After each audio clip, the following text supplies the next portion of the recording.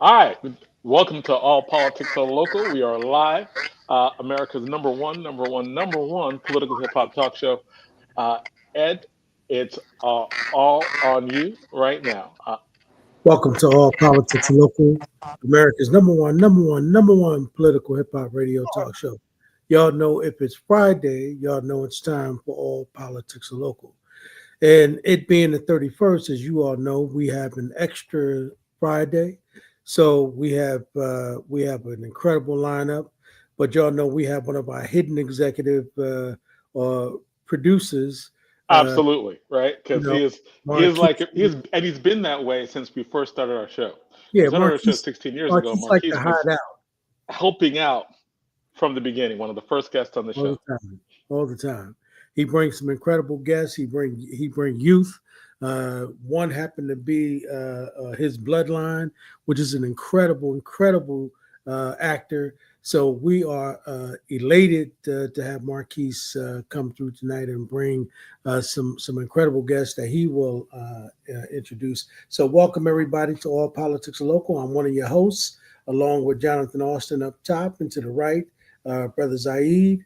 And so, John, you want to get him the rundown? Tell him what's going to be happening. Yeah, we've got a real active show tonight. We got a theme, right? We got a theme going, and it's building community amidst the chaos, right? So you all know the chaos that's there. We're talking about the community that's being built. 6 o'clock, we start off with community. We have the economics of the Super Bowl with current NFL players and retired NFL players, and we'll let Marquise do that introduction. But it's great. Like two of them have won Super Bowls. One is a Newark legend, right? Like he's somebody who everybody who's in the city who loves football knows about him and the work that he did at the Detroit Lions, and honored to have all three of them here. Again, with that theme of building community, we have Deputy Newark Mayor Keesha Eure talking about public safety, and she's also going to be talking about public safety, the new initiative to deal with and reduce domestic violence, and that's incredibly important because, like, when we're looking at the levels of crime that have gone down in Newark and homicide that's gone down in Newark. The rate of homicide that has gone up, that has been persistent, that is the leading cause of death within Newark, is now not random crime; it's domestic violence. So she's going to be talking about that and what the Office of Public Safety is doing about that. Also, in building community, we have Renee George, an entrepreneur who talks about how Black Greeks matter. That's her clothing line, and it's going to be a wonderful show and with a young entrepreneur who is building up Black Greeks. Also, then we're going to have dealing with chaos, right? We've got Nedia Morsey. She's an organizer for Immigrant Justice, and she's going to be talking about the mass deportations, some of which took place in Newark. I mean, they told us the last time they were on that Newark would be central to mass deportations, and that seems to be true right now. Also, in the theme of building community, we have, yeah, the shows is packed, right? Also, in the theme of building community, at 8 p.m., we have West Coast MC, Miss Toy. She's a West Coast rapper. She's going to be talking about hip hop's response to West Coast fires. You might know her from the songs that she had with Ice Cube back in the day, but she is very much involved right now in terms of what's been going on out in LA. And that's also in this theme of building community in the midst of the chaos that's going on out there. At 8:25, big shout out to New Direction. For the sixth anniversary of their community organizing program, they're going to be around on, they're going to have a gala next Friday. And they're going to be talking about that at 8:25. And at 8:35, we have DJ Rhino in the state of hip hop again back here with you. So, big pack lineup. We're going to start off with the Super Bowl conversation with three current and former NFL players. And again, honored to be here, but we're going to let Marques Lewis introduce the panel. Marquise. Thank y'all, fellas. Thank y'all for having me on today. Um, Sister Donna called me, asked me to put this together. So I'm just blessed that my brothers answered the call. We have with us today, like you said, a legend in this city who have really he drove Westside High School to their first championship, and then went on to Temple University where he also won championship and went and was drafted by the Detroit Lions and spent 10 years in the NFL and now a retired Detroit Lion, no other than Tahir Whitehead. We also have with us a Super Bowl champ also from Weequahic High School. Weequahic High School right here in the city of Newark. Ihmir Smith-Marsette. All you Giant fans out there, y'all might have saw a few weeks ago him take it to the house. Uh, I know y'all been waiting Got for that a legs. long It's got time. legs. So we got I'm two sorry. Newark people out there. There are two Newark people out on this panel. Nice. Love Yeah, that. and will be joining us soon is our dear brother who also he's not a Norker, but he's next door from Jersey City. No other than our brother Jonathan Casillas, who is a retired New York Giant, who also a two-time Super Bowl champion, who won in New Orleans, the Panthers. Oh my God, who won with the Patriots and also the Saints as well. So thank you, fellas, for coming on. We're going. Thank you. I Uh, So appreciate that intro, Keith. Hey, appreciate y'all having me on. What's up with you, man? I'm good. I'm good. I appreciate that, Keith, man. Glad to be here. Yes, sir. it's so so just the basic the first like basic question and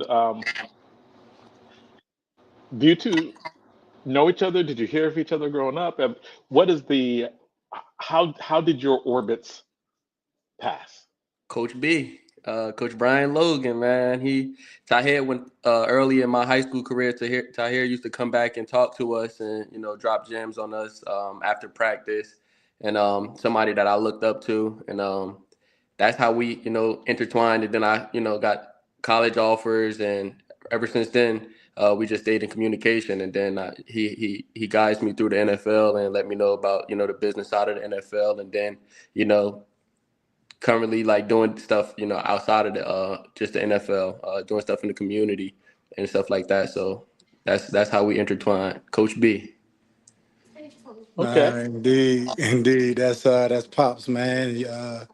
You know, great mentor, great community leader, served on the force for a long time and just showed me how to, what it meant to give back in the community. Had us doing, clean up the community, clean up the streets when I was in high school. So for me, it was always a brotherhood. So I told him he always could call on me for anything. So over the years, whether it was donating uniforms to the teams and stuff like that, so I just hold the city near and dear to my heart, and I always wanted to see guys like Amir go out there and live out that dream because having had not had the opportunity to live it, it's a hell of a thing. Jonathan, I know you want to talk about the Super Bowl, but I want to talk about before the Super Bowl, right? Before the Super Bowl is called the Night of Honors in the NFL, and Tahir happened to have that experience as he was the man nominated Man of the Year. So Tahir, let's talk about that experience because we know that come before the Super Bowl. So it was a amazing experience. Truthfully, had the opportunity to attend the event in two capacities. First being 2019, when I was the Walter Payton Man of the Year for the no 2018, I believe it was the Super Bowl 49ers and the Chiefs, and I was a nominee for the Raiders. And then the second time was last year, going out there as one of the board members of a foundation. And I've been on the board on for 10 years in Detroit, the downtown boxing gym. So, the founder was awarded the change maker of the year. And, he was honored. He wanted me to go with him to attend the honor. So it's an amazing event. It's an event that, is not just bestowed upon people that play well and great on the field. It's also something that identifies your community effort. So, you're exceptional both on the field and off the field, which was the type of person Walter Payton was. So to have that honor was definitely, it was humbling. That- And that is also in the theme of community building, right? We talked about the two of you, Tahir and Amir, building together, right? Inside of Newark. Now we're seeing that that ethos, that build you were doing to Detroit as well. Can you tell us about what that organization was, what it means to you, and how it that you were nominated for this very prestigious award? So really, it came when I was with the Oakland Raiders, and I had the opportunity. I still did everything back at home in Newark. I had the annual Tahir Whitehead football camp, and over the years, tending to a lot of the community high school teams and Pop Warner teams, they were able to, just give them a day of fun. It was more of a community fun day where you just take your mind off all of the things that people were dealing with for a day, all of the negativity, just right to end the school year. So it ultimately came, something that it went well the first time, and I made a promise that I was going to keep it going as long as the community was there for it. And now, the next wave of it is, being able to partner with is these five boys in this house be driving us crazy. So, so, so like they be all over the place, bouncing off the walls. Um, but nah, I've always wanted to pay it forward and partner with guys like Jonathan, from Jersey City, played Super Bowl winner, always was wanted to, partner on those things, and we battled it out on the field, special teams, and all of that stuff, and respected one another and being Jersey guys. And then you see the young guys like Amir coming up and then putting on his camp and the success he's having career wise and being a Super Bowl champion. And having them be able to keep it going, doing things individually, doing things collectively to always come back and put on for the city. So that's what's always been really on the forefront of my mind is making my city proud and, making my family proud. Well, I just want to welcome Donna to the show. She put this together with Marquise, right? Like she was like, hey, I talked to Marquise, right? So thank you, Donna. And I know you got questions. You know, I got questions. I'd I know rather you ask got my questions. questions at 9:05. You know, I'm a 9:05 type of person. Hey, greetings, everybody. Happy New Year. We're actually already at the end of the month and just want to start by thanking God for allowing us to see another year. And a shout out to my older brother, Anthony Williams, who turned 66 today, and all the other members of my family. My aunt Gwen, this is a big birthday day for my family. So I have become, my husband is a football person, and we have to, what's what I want to say? We have to negotiate on TV. I'm not really in sports, but I've come to really get excited with the quarterbacks because I know that you would not see um, a lot of, particularly brown and black quarterbacks who have been in the NFL, and that is, I hope I'm saying it right, that is a leadership program. Hold on just a second.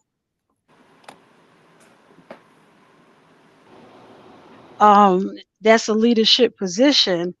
And these last couple of games, I really was the Washington against Atlanta, those two young, and then Atlanta, Philadelphia, and then young, the energy that's going on.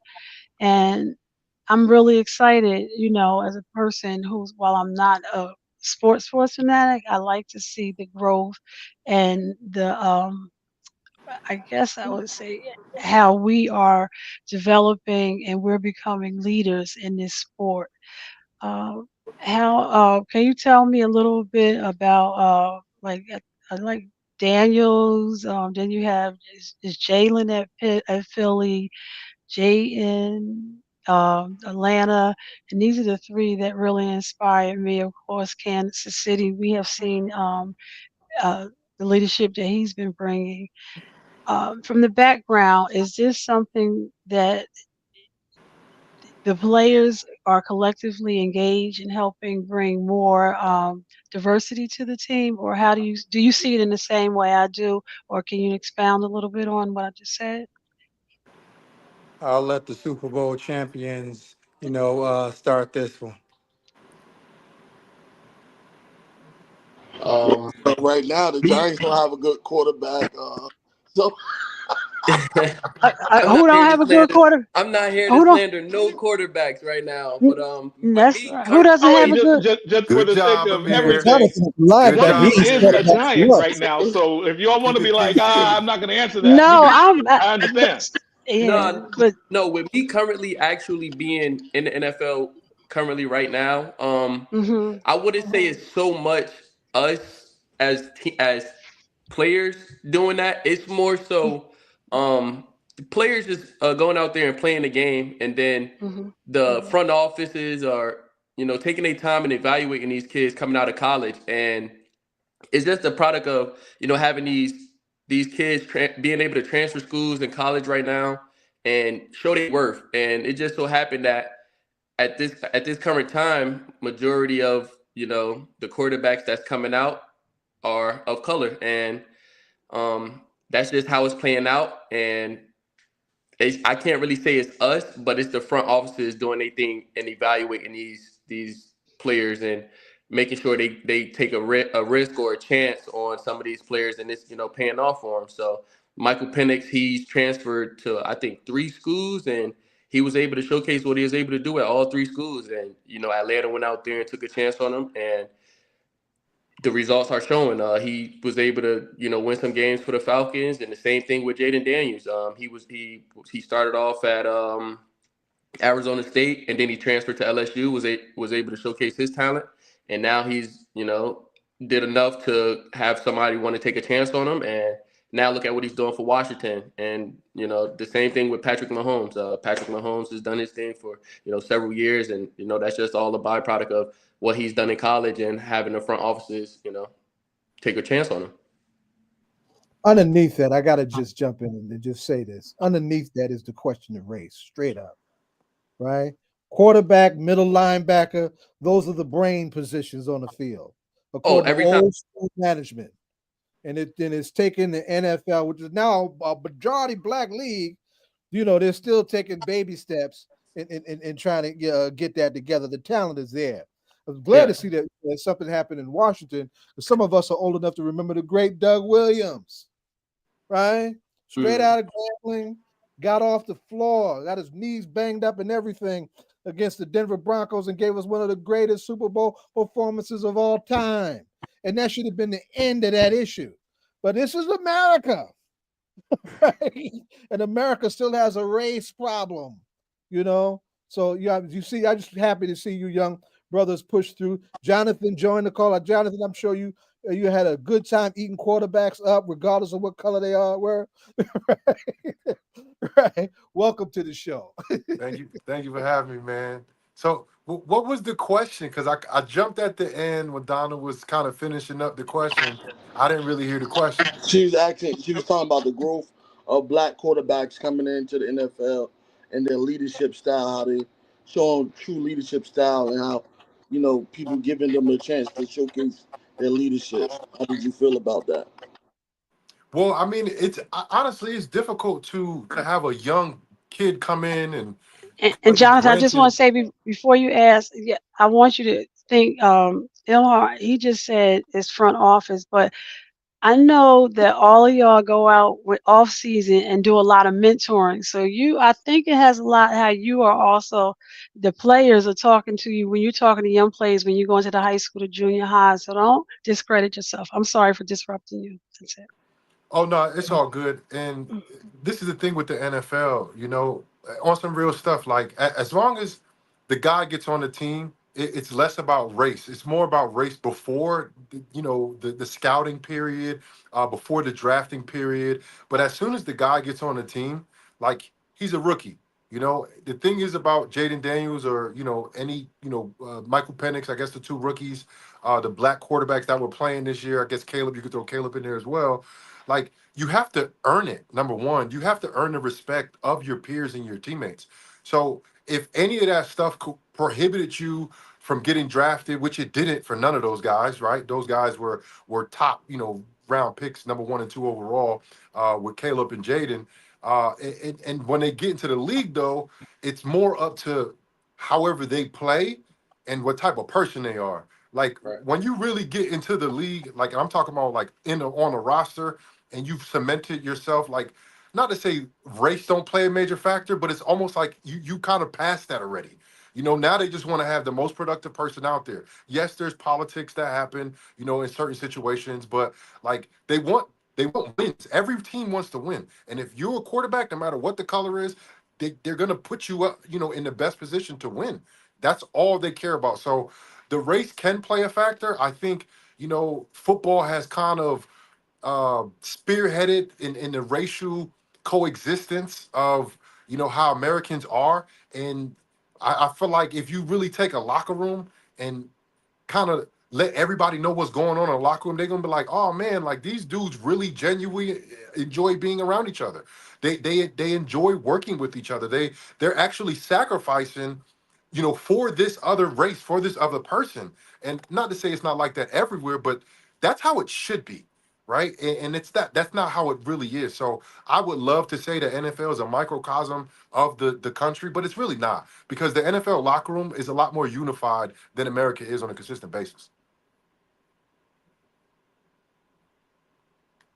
So I That's a powerful I statement. also know when we talk about Yeah. the NFL, just talk about the leadership that players, the relationships that you build, but also how you guys, because I know all of you guys, right? And some people believe that they just see the football side of you, but they don't know the human side of you, the humanity side of you, on how much you guys love y'all community and you give back. So I just want you to elaborate on that as well, Tahir, Jonathan, and even Amir, who's starting to even get back yourself. I just want you guys to highlight, the work that you guys are doing in the community. Who wants to go first? Yeah, so mine's is really short. I'm the shortest one probably. I just started. I feel like just cemented my feet into the NFL, where I'm comfortable enough to start to give back. And I recently started annual camp to start. I just wanted to see how it would go, and I had my first one last year around I believe it was June. Uh, or May or June, sometime around there, and just get the kids a day, and I plan on making it like earlier, like Tahir said, a community day, where you just get to have those kids from the city, inner city, come out and just enjoy the day. Have parents come out, let their kids run around, tire themselves out, and just take that day away from them and just let them come have fun. So that's something that I've started, to do, and then, I plan on, advancing that, however that is. But as of right now, I just started an annual camp, and it's just something that I started because I always want to see everybody win where I'm from. It's hard to make it out of here, and I'm, grateful to have done it. But I want to see more. I want to see more than just me, Tahir. I want it to be in bunches. So my thing is, I want to give those kids a chance of going out there having fun, but also being able to talk to us, allow us to be around them, and then hopefully that gains on them and leads them in the right direction. So that's what I've started right now, and hope to push it forward. No, I guess I'll jump in. You know, for me, it's I spoke on it earlier. It came from the way I was brought up through, Brian Logan, Hollywood. He taught me what it meant to be a mentor, what it meant to be a leader, and that was being selfless. So I ultimately, and then even with my mom, she was the team mom. Growing up, she was, uh, cheerleading coach, got my sister involved and she was there for us. So that really molded the type of person that I was and made me want to give back. And I try to do it through various ways. So I try to be inclusive. Even with the football camp, I try to go as young as possible to be able to have a nice blend of the older kids.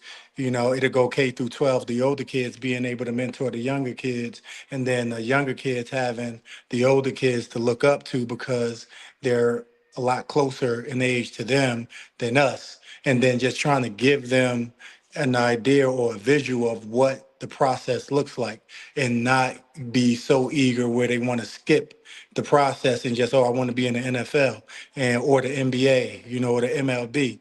It doesn't work like that. It takes a lot of dedication and discipline to get there. And now, I'm no longer active, right? Jonathan's no longer active, but just because we're not active doesn't mean that we can't be active in our community. And often guys feel once they transition from football or any professional sport or any limelight, you lose yourself, right? They go through an identity crisis where guys don't really want to be involved with sports. So, ultimately it's that's the motivator for me is having good examples, role models to show me what it looked like.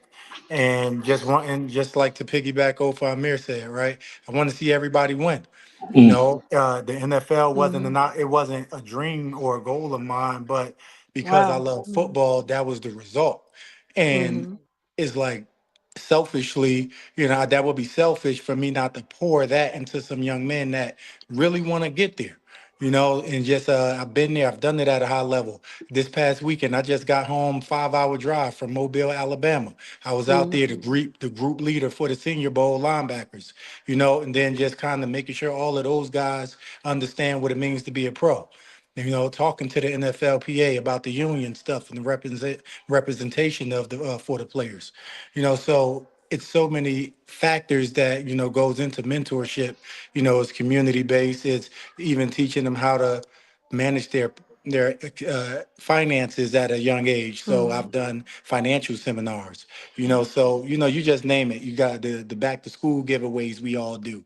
So instead of doing it in our own little pockets, we've been talking about collectively coming together and Beautiful. then just making the things we do individually that much bigger by coordinating with one another.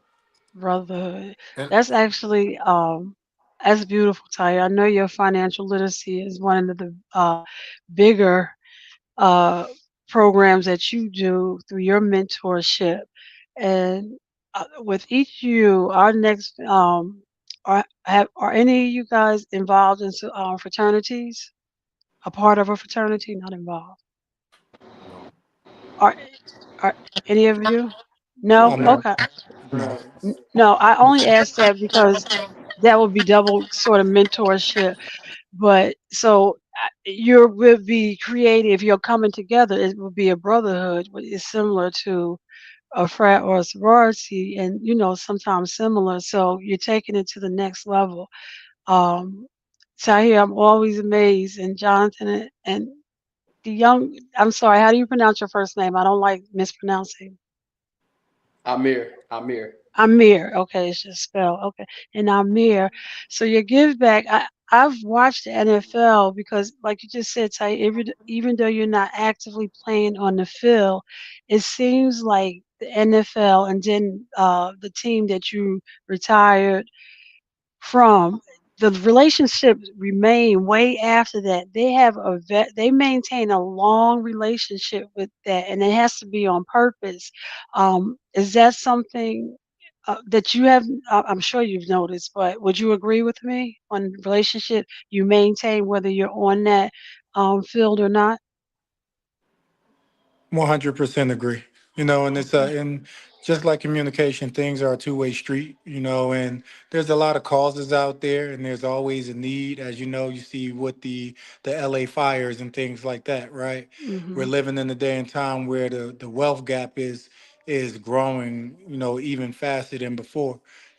So just from a global standpoint, there's a larger gap in the haves and the have-nots, and or the economic aspect, the social aspect, and then even social media. That plays a part in creating this psychological trick or game to make you feel like you're not doing enough. So, ultimately, is definitely is accurate. And a lot more guys are aware that they wear their jerseys 24/7, 365, which, that's what we're told. So you have to move in the mentorship mindset and you want to grow. So that relationship has been intentional. And I get the newsletters, and it's actually led me to a better direction on how to run programming and things through my foundation. So we partner and collab on various events. So honestly, it's, if more people chose to be more collaborative and more intentional about, furthering the community works that's necessary, I think we'll get a lot, further ahead. So understanding that we're stronger together, and then instead of being splintered. I like Thank the All you. right, and aspect of just forming those good relationships, not just with your peers and your teammates, but with the coaches and the staff. Right? You could use me for example. I got to New York in my seventh year, and I played for three franchises before that. Won a couple Super Bowls, of course, and I get to New York. So the reason why I got to New York, which when I first got the offer from New York, I was like kind of And like, you're saying when the this, Giants? You're saying yeah, the Giants? Giants, yeah. Okay. You got to say my Um, name, Giants. Okay. yeah, the New York Giants. So, people don't, I mean, some people know, but like Spagnuolo was my defensive coordinator my last year in New Orleans in 2012. And we were not good. That was the year we had the whole Bounty Gate situation where people, Sean Payton was suspended, Greg Williams was suspended, a couple of our players were suspended. So we were like down and out. And Spags was there for his first year as a defensive coordinator. We were the worst defense in the league that year with a legendary coach like Spagnola. And it got to the end of the year where I wasn't playing that much because Vilma was suspended, and he came back and he basically took over for my role. A perennial all pro player. That's the first time I ever got like really politic in the NFL. I was like, I'm better than him at the will, but they playing him at the will because they need to play him. Curtis Lofton was playing middle linebacker. But I didn't, I wasn't upset. Like I just understood what it was. And I just played, my tail off whenever I got the chance and on special teams, right? So Spagnola, after that year, came up to me after the season, and he, right after we struggled that year, we were not good. And he came up to me, and I'm in the training room, and he sees me in there. He's like, "JC, man, I just watched every single game," and I'm like, "All right, whatever, bro," because like I'm a little kind of like Aggie with him already right now. But I ain't never like show it, I never showed it. And he's talking to me. He was like, "Man, I should have played you more." And I'm like, "You think so? You think so, bro? Like, I know I should have been playing more, but like, I never like, not to say I voiced it because I did have conversations with him, but just because politics happen, stuff like that, and all of a sudden, you find yourself coming off the bench or you find yourself not playing. But because I never burnt that bridge and I didn't act out, I was a professional about it. Spagnola was a defensive coordinator here in New York. He's the reason why I signed in New York.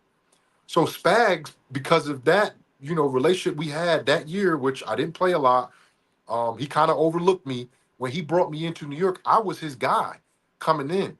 So it's not only always about the great relationships that you form, like me and Tahir before, as we were, playing simultaneously in the league, but then also the coaches, the staff. I know everybody in the New York Giants building. I know some of the players. I know Ihmir because we did an event together. Awesome kid. I've watched him all year. First of all, bro, you had a great year. Congratulations to you. Appreciate that. But like I know everybody in the building. Ethan Medley, Ali Stangerby, of course, Ronnie Barnes. Like I know everybody upstairs that I need to know. And for me, it's like you can't overlook these type of relationships because when you're done with ball, not only do the players, you have access to the players, but all of the people upstairs that they are football people, but they're away from ball. They're not like actively doing like the X's and O's. Like they're an auxiliary of football. And I've gotten a lot of stuff even away from the Giants because I've worked with so many people throughout the years as I met through football. And it wasn't all players, it was staff, it was agents, trainers, or whatever the case is, but kind of just keeping those relationships alive, keeping those networking opportunities alive, because you never know, 2-3 years from now, they may need you, you may need them. Then all of a sudden, you look back at it, like I've been involved with the NFL for what, 17 years now? My 9 years playing, my 7-8 years retired, because I formed great relationships while I was Wow. playing. As And so that's about I need an community. hour for this panel, but we have a question, and Amir, I'm gonna send it to you, but all of you have to answer. I'm gonna ask Amir. We can start with you. You can Our answer next guest first. isn't on yet. Oh, so okay, so okay, Our you're not next, so you pushing can me. say if you have another Okay, question for them, you can. I I can do it too. Okay, I can do three more questions. Okay, Well, yes. yeah, okay. But you can definitely get one out. You can get one out. Okay, but Amir, one of our we have we have people posting questions, and I don't know if you've seen one of the questions, but one of the person asked, one of our guests in the audience asked, how hard was it to get through NFL camp, and what was the challenges, even getting to the camp to get to the um, draft and being drafted? How was that process Um, for you? so so for me, the process Mhm. before the draft was kind of I wouldn't say difficult, but it was different. I was hurt coming out of college. Young kid having a lot of fun in college, and my best game actually came from my last game, and I did a front flip going into the end zone, high rate of speed, and essentially broke my ankle, and um, that resulted in me not being able to have and plus COVID.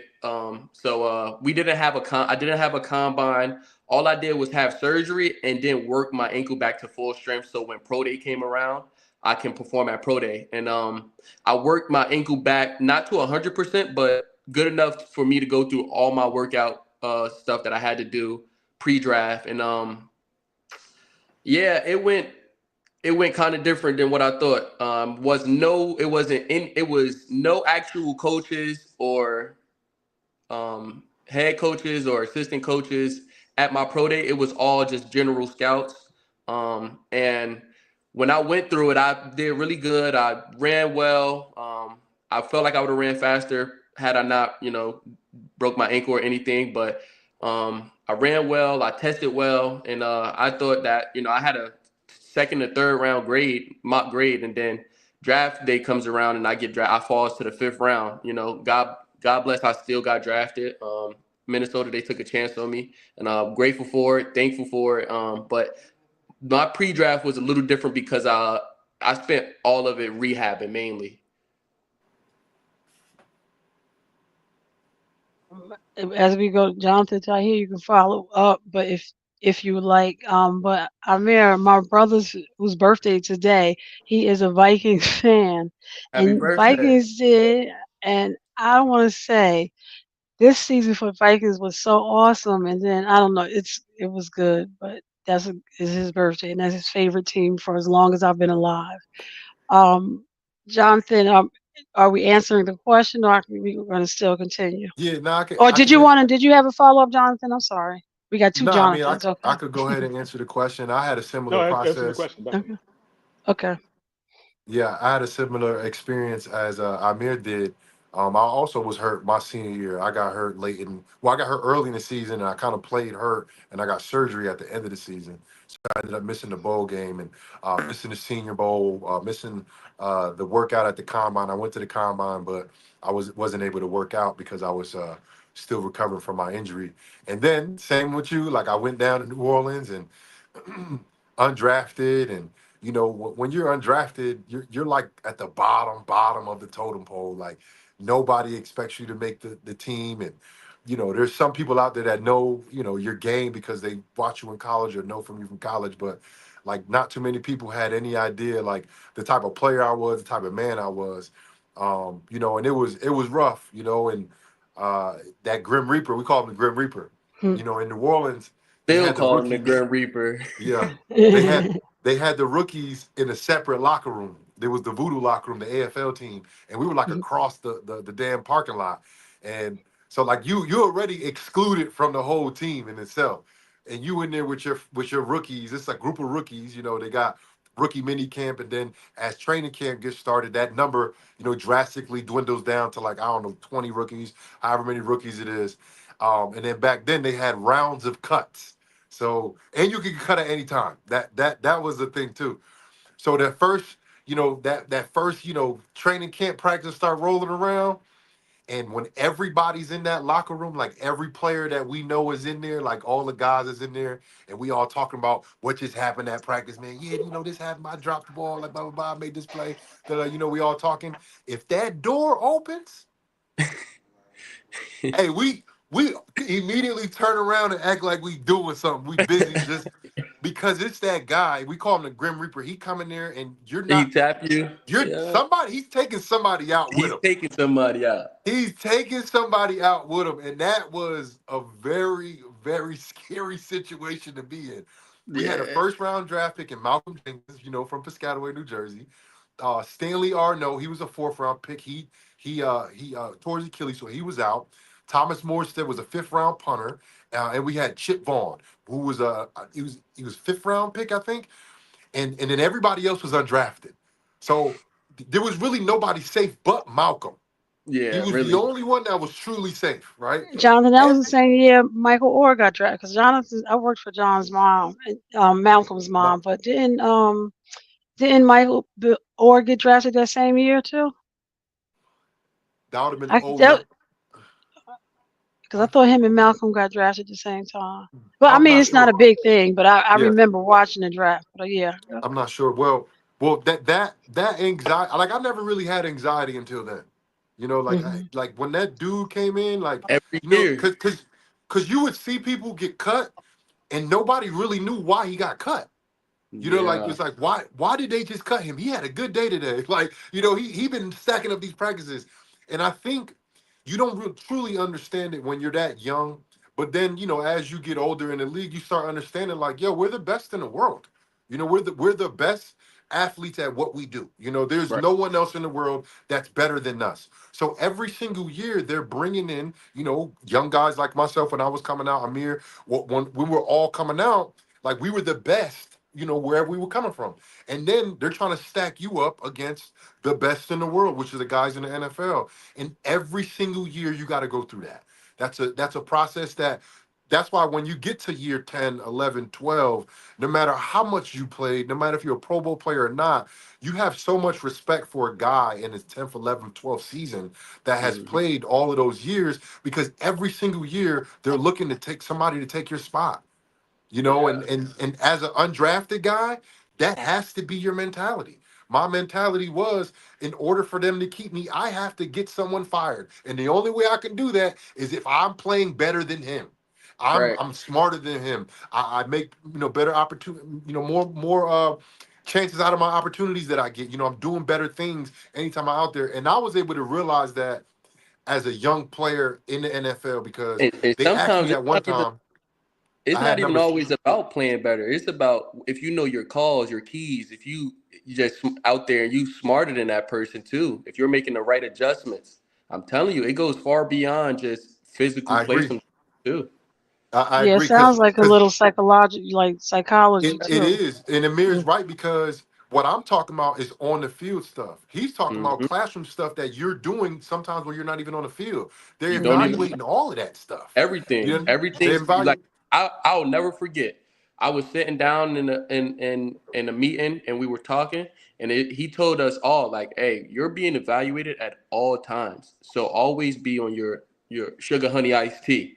And Yep. I that held dear to me because it's like in a class in the film room or anything, you could just be sitting there and you're getting answers wrong. You could be playing good, making quality catches, everything. You answering them questions wrong in the film room. It's like we don't need him because he don't know what he's doing. I can't trust him.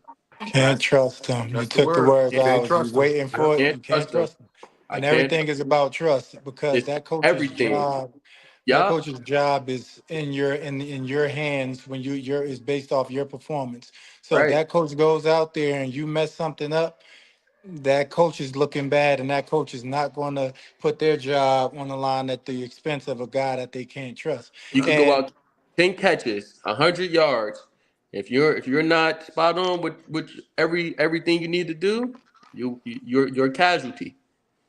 and the thing is they understand that people are making mistakes, right? But let's be real, they also know the guys that's working and doing the extra to try to get better, or the Right, guys that's going home playing video games or partying or I mean not really taking their trying to perfect their craft. So right. that's really what it boils down to as well. But then more times than not, and Jonathan spoke to it, Amir as well. We're like even myself, we played special teams. So some guys, you're used to being the cream of the crop, being the guy on your team since Pop Warner, high school, college, pros, and then the pros. You think, oh yeah, I'm not supposed to play special teams, or I'm just here to do this one thing, and Don't it's work not like the that. case. It don't work like that. It's like, look, you're limited to having 48 guys that could dress on game day. 55, I believe it is, or 54 guys on the active roster. Then you got another 12 to 14 guys, however many it is now, on that practice squad. So Uh, you're talking about 67 jobs for each team. Now mhm. you talk about that 67 jobs times 32. That's talking about 2,144 jobs available, right? 2,144 jobs available in the NFL. It's 32 teams. Everybody can't make it. Everybody can't be in there. The average career is 2 to 3 years. So it's Right. just like you got to do something extravagant, right, to stay in there. Sometimes people think, "Oh, I just got to get there." No, the hardest is the next level. Now Yeah. you Yeah, got to stay there. you got to How stay in long it. Right. can you stay there? When the average career is two, 3 years, and then you broke or bankrupt 2, 3 years once you transition from the league. Right. So it's so many levels, and you really got to figure out, look, to what level I want to play the game. Right. Right. You No put in. You NFL, get me, not for long, not for long. NFL. Yeah. Yeah. I love that you emphasize the actual intellectual nature of sports, right? Like a lot of people think jocks, but football players and boxers, I for me, football players and boxers have to be some of the smartest people, right, out there. Because if you mess up, you hurt someone or you hurt yourself incredibly bad. Also, it just takes a lot of thought, time, effort to craft what you do. You almost be a psychologist, right? If you're a defensive player or offensive player, you've got to read people. You've got to understand what they would do if you were them. You've got to anticipate all of that. The level of critical thinking that's involved and the level of plotting and planning and understanding in the moment, in the second, what to do, I think has always been underestimated. And part of me thinks that's because there were black people doing it, right? Like y'all make it look easy, and so people think it's easy. But what you're saying and what I hear from you is this is hard. You've got to study. You've got to work. You got to want it. It has to be a desire that is like a desire of life and death, and you've got to put your whole effort into it. And just because you are physically talented, that doesn't mean much at the end of the day. I looked at one of your figures, right? Like one of you is 6'1", right? And I'm Yeah. like, yo, 6'1", that's not the biggest person I out think there, all of right? us at least 6'1". Right. But I'm but what like, was I'm like, shit, I'm 6'2". So I'm like, okay, right. So I'm like that. Those aren't really like that's not the super tall, right? nah. Mhm. But you've got to be what is it, right? You got to be smarter than everybody So else. I tell young kids all the time, we always talk about grades, and me and Marquise, we've done a lot in Newark, all over, the state of New Jersey. I've done a lot of work, and I always emphasize education and importance of it. And I tell these young kids straight up, I tell them straight up, I say, yo, ain't no dummies in the NFL, bro. Like you can't get there, without doing it. And if you happen to be this great athlete and you end up in the NFL, your career is not going to be long at all Uh, because you have to be able to process information. You have to be able to, take what they because you go. There's classroom work. Like you have to be deep. That's what Amir was saying. You got to be good in the classroom because they mhm. won't even give you an opportunity because they won't trust you. And Yeah, you only could ride on your athletic ability so much. But because when there's you so get to many the people league, like you. you have to have more than that, Right. and that comes in the classroom. Right. Can you take whatever they're telling you and, take it, spit it back out, recapitulate it in the meeting, and then go out there and do it on the field. Now, everybody makes mistakes and all of that, but then Yeah. you also have to be a quick learner. You have to be a quick learner and a guy that learns from his mistakes. You can't be the guy making repeated mistakes over and over and over again. Like guys that do that, they don't have jobs long. It don't matter how good athletically they are, what their college career was, even what they did the year before. Like it's a year to year type of situation. Even if you have like some type of 2 to 3 year deal where you confirm a certain amount of money, you have to be able to perform at a high level every single time you step out there because you're being graded on every single play. They have multiple angles of every time you touch the field, and you're always being graded, not only by your coach, but by opposing coaches and everybody throughout the league. They watch you play. Yeah. So, not to say you got to be perfect, but you have to show up whenever they got that film on. Whenever you're in the When game, you step you on got to that be field. on point with your mental stuff, and then you got to be on point physically as well and perform. Right. Can't be a one-trick pony. You got to be smart, got to be reactive, and it takes a different type of grind and mental fortitude to be able to do that, right? And then even to go back to the smart aspect, and that's why I'm like, just like Jonathan, I harp on the education or the academic piece all the time, right? And then smart is relative. You could be smart in football, but then now when it comes to math, you're not the greatest. Or critical thinking, then that's you might be smart in math, but not critical thinking or language arts. So one thing football taught me is being in the room with people that learn different. Even growing up, I saw, okay, my friend doesn't learn like me. So it taught me, even having my own children, how to be able to be patient and be able to communicate better with people. And oftentimes, we have people, young men, young black men or black boys, we don't know how to communicate, right? We don't know how to talk. And you get frustrated and it's, oh yeah, somebody talk to you crazy, stand on business. So one thing we also do, so from a psychological standpoint, like you mentioned, is we speak on that at our camps. We speak on that at our events. Is you have to have emotional intelligence. You can't go out here crashing out, as they like to say nowadays, because it don't look well for us. You do end up getting railroad. So, I studied criminal justice at school because I was raised by law enforcement, figures in different capacities. So when I'm going out there, I always felt like you got to have options, right? Football, not for long. I saw when I saw, I knew it was real when I saw teammates before practice. They trade in stocks and everything like that, and then they getting trading, closing out the account and then setting it real quick and then going out to practice. And I'm like, wait, hold up, you do that by yourself? Right. I said, oh yeah, we got to get with each other after practice. But I was aware I was seeking knowledge though. I wasn't content or comfortable with just being an athlete or just saying, oh, I'm here to play football. I knew football at one point was going in, so I needed to be able to transition. So now I'm looking into, being able, like, have different business endeavors and things like that. I did right by myself, right? I That's always right. planned for life after football while I was in football. So I took a Mhm. liking to real estate, took a liking to finance, things like that, and then be able to learn different ways to help family members, teaching family members about real estate and investing and, Yeah. compound interest, talking to my sons about it. So it's really gaining all as much information and tools as I can to pour it back into my community, right? Pour it back into my family, pour it back into my circle, because it's like, look, we got to be able to bounce ideas off each other. And then understanding a good idea holds no rank. Like I'm one of the first investors in the first ever virtual reality licensed NFL game. It's status pro, right? You see it's pro NFL pro era is on, it's just like those are the types of things that I'm trying to show our youth, is that you don't have to go be in entertainment to be successful. You don't have to be in front of the camera all the time. You could be Right. behind the camera. You could be, managing somebody that's in front of the camera. You could be a scout. You could be a coach. Mhm. So that was even what this past week was for me. And learning how that Reese Senior Bowl stuff worked, and it was mind blowing.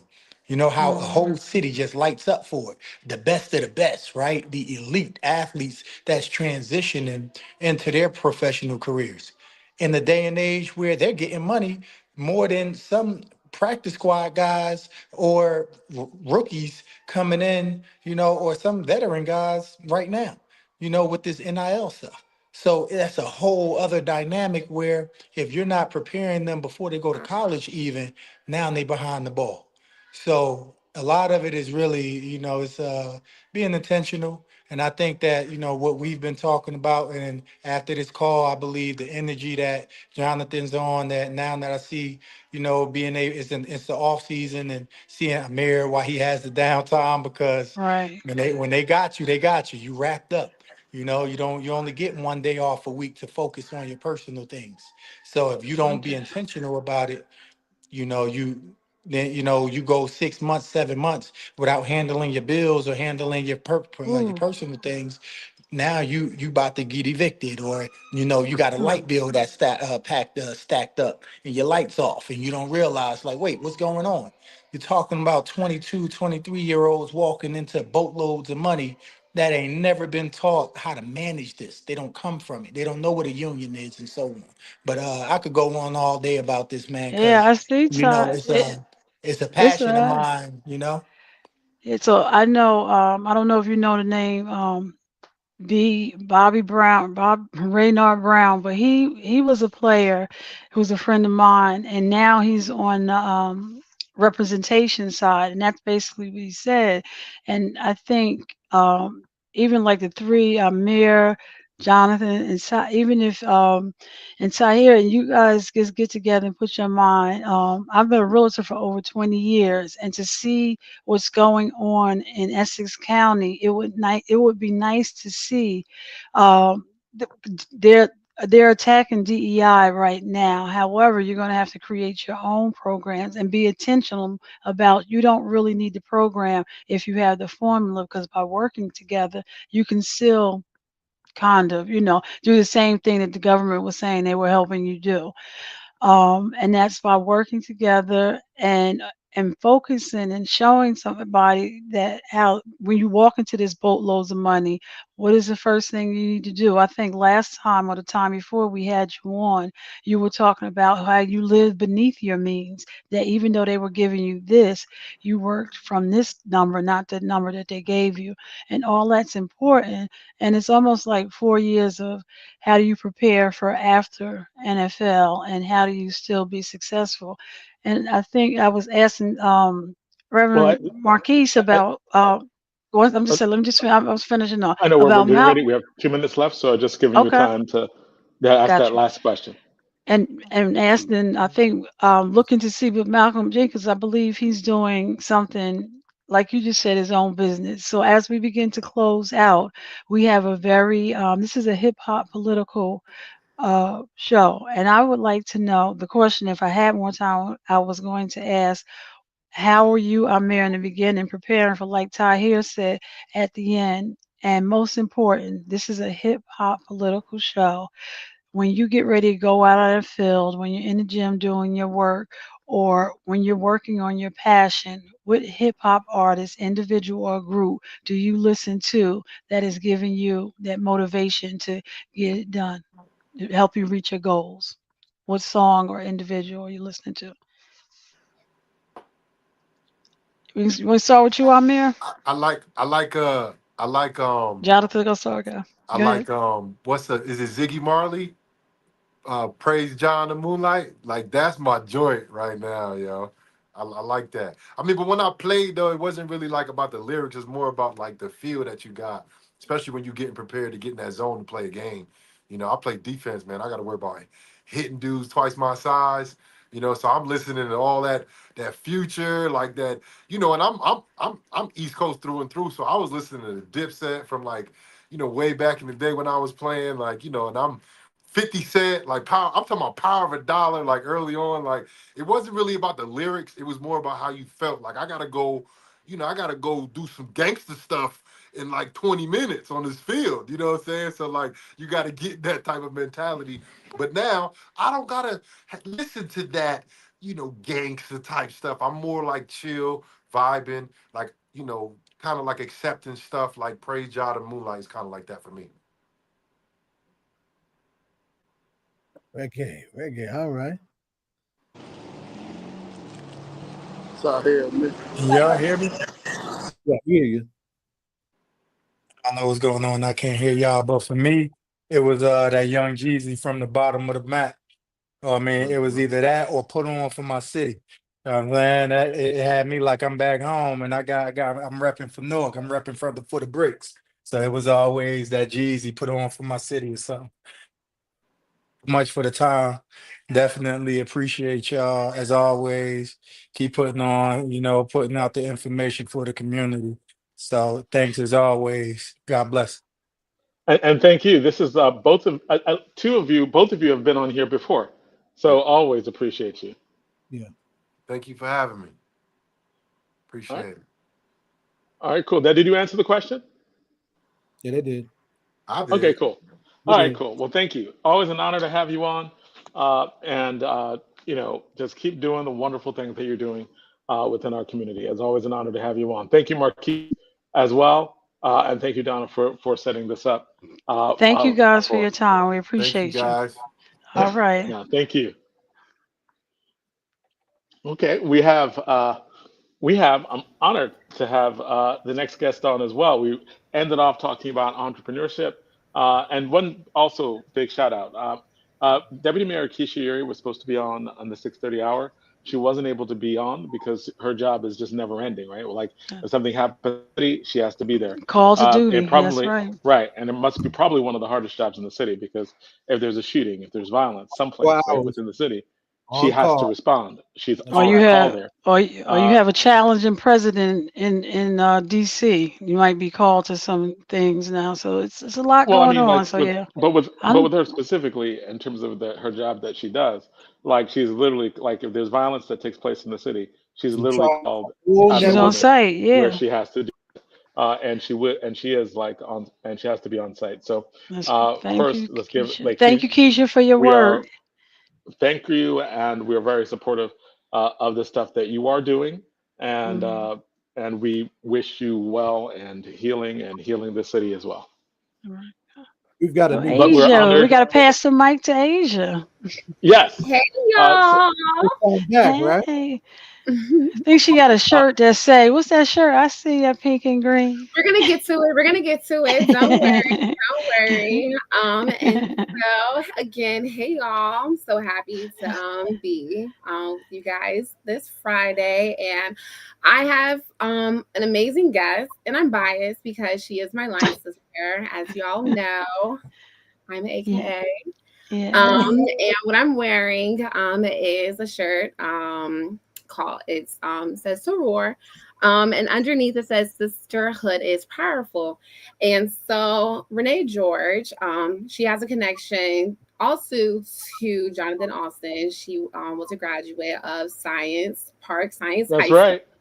And so he wanted to Yay. make that acknowledgement. Um, but Renee George just launched her clothing apparel called Black Greeks Matter. And wanted to bring her on to give us the inside of the genesis, the beginning of it all. And so Renee, hey Renee. Hey. Hi, everyone. Thank you. Hello. Thank you for being here. Thank you for having me. Yes. And so Renee, tell us, what is Black Greeks Matter? Because some people might think like Greek as in like Greek mythology. Some people may think about Greek in terms of like Roman numerals. Who knows? And so can you just give us a background? As we already said, I'm an AKA, you're my line sister. And so you two are a member of Alpha Kappa Alpha Sorority Incorporated. But give us a background of what Black Greeks Matter is. So, Greek, as in Greek letter organization, Black Greeks Matter is a clothing brand that is inspired by historically Black Greek letter organizations, which are the Divine Nine. Nice. And so give us the insight of the Divine Nine. What is that? So the Divine Nine consists of 4 sororities and 5 fraternities that are historically Black organizations that were founded at a time where Blacks weren't allowed in certain white spaces. These organizations have very notable members. They do great work within the community. They're a brotherhood, they're a sisterhood, they're organizations that you can join in college and beyond, and it's really a lifetime commitment. The members of the organizations, they have a lot of pride. There's a lot of culture that goes along with being part of these organizations. But one thing that they all stand for is service and service to the community, particularly the Black community. Amen. And I saw the brothers before this episode explaining how to best prepare our student athletes before they even get to college or beyond, to make sure that they have their monies in order. What does it mean to get a check? What do you do with it, etc.? And so it's very it's nice to hear that there are organizations alive and well that have a long extended history of trying to instill those type of values into students, no matter whether it be high school students or college students. And so thank you for that background. Now, going back to your specific clothing line, give us the genesis of it. Did you just start it? Was it always a clothing line? Did it transition into a clothing line? Just give us like that preference to it. So Black Greeks Matter started during the pandemic, so we can take it back to about 2020. However, we just launched as a clothing line 2025, but we first started as a blog. So I was inspired by the social justice movement, everything that was going around, everything that was happening with George Floyd, and how the community really showed up and represented, and in particular, how the Greek community showed up and they wore their letters and they mobilized together. And to me, that was very powerful. And it showed the brotherhood, the sisterhood, the culture, the pride, the legacy. And I wanted something that was representative of that. So I was inspired because I wanted to do something. So I started to repost pictures that I saw or videos or quotes. And then I realized that I wanted to do something bigger and I wanted to incorporate a passion of mine, which is fashion. So I was able to merge the two. And it took some time for me to launch the line, the clothing line, but we started off as a blog and we built a lot of traction like that. And now we're a brand and we're still a statement. Like the brand itself, the name of the brand is a statement, and it's a powerful statement in itself, because what it means is that, you know, we were founded and we had to create our own spaces. So it's a bold statement for a reason, because we matter. On and off the yard, we matter. The work that we do matter. How we represent matters. Black Greeks matter. Amen. And going back to the genesis of it all, when you were explaining how it was a blog and just reposting said like quotes, and so it was an advocacy page. And so sometimes people don't always know how to get involved or find the words to best express how they're feeling in the moment about what's happening in the moment. And so you created that type of space. You created a space where people, where Greeks or people who kind of understand what Greek life is, you allow them to have a space to come to during the time of 2020, COVID and George Floyd, when we were all isolated. And so we weren't having interactions with each other, only through social media. And so that's really dope that you were able to create that space and it just kind of broadened itself out. So congratulations on that. That's really dope. Yeah. And so you said you recently launched, right? Yeah. So you recently launched the clothing line. So originally it was a blog, and then your creativity, which is amazing, because sometimes people don't understand the connection between advocacy, social justice, and fashion. And so you're bringing that to life.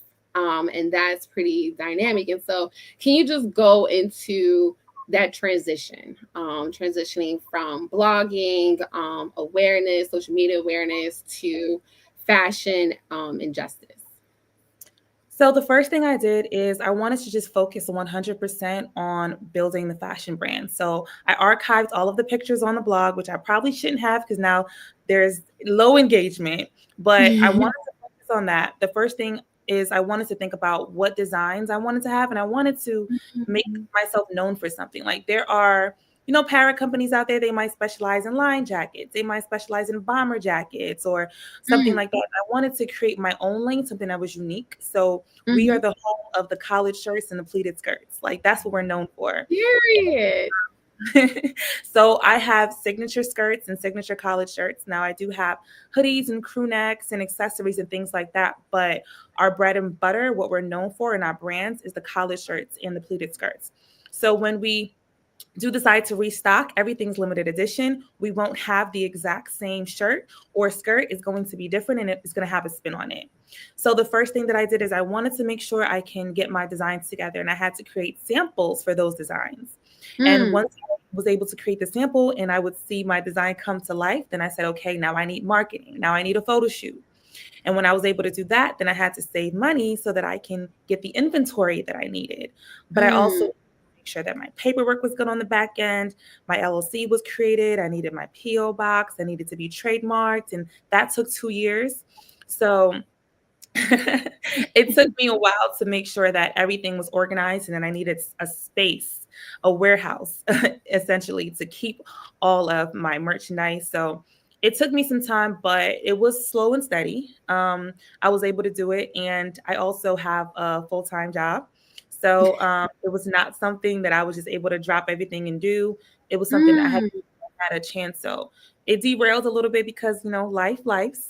And I finally decided that this year it was something that I wanted to launch. It was on my vision board.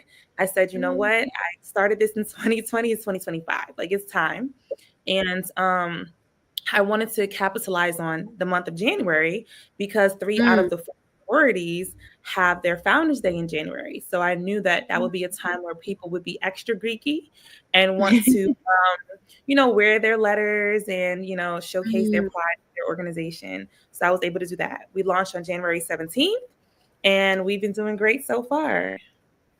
Just sidebar, how you just said January 17th, it's giving accent, it's giving Caribbean. And I love it through and through. Trinidadian girl over there all the way. And so you said a lot in there that I kind of want to unpack if we can. And so first, the pleated skirts. First of all, pleated skirts, polo shirts, period. That definitely is, to trademark that. Period. Okay. And then, so because you were hitting on business, how to start a business, you were hitting on being a full-time professional and then making time to set this business, but then you were also talking about the clothing. And so I want us to focus on the clothing. And so can you just give us whether you have samples with you? If not, that's fine. But like the color scheme, you said pleated skirts, what the collar shirts, I apologize, is. I'm actually wearing one of the collars right here. It has pearls. And so just give us descriptions. Give us. So our website is blackgreeksmatter.com. I'm not sure if Austin, you can pull it up and then present, while, I explain everything. but so Wait, pause. So, Mr. Austin, since she one of your former students, can you do that? Can you pull up her website? Because if you can, looking up for it right now. Okay, so I'll talk about something else. And so as he's pulling that up, then we'll circle back. All right, period. And so give us details on how were you able to balance that schedule between being a full-time? So one, tell us, what is your full-time 9 to 5? All right. How do you get your health insurance, your benefits?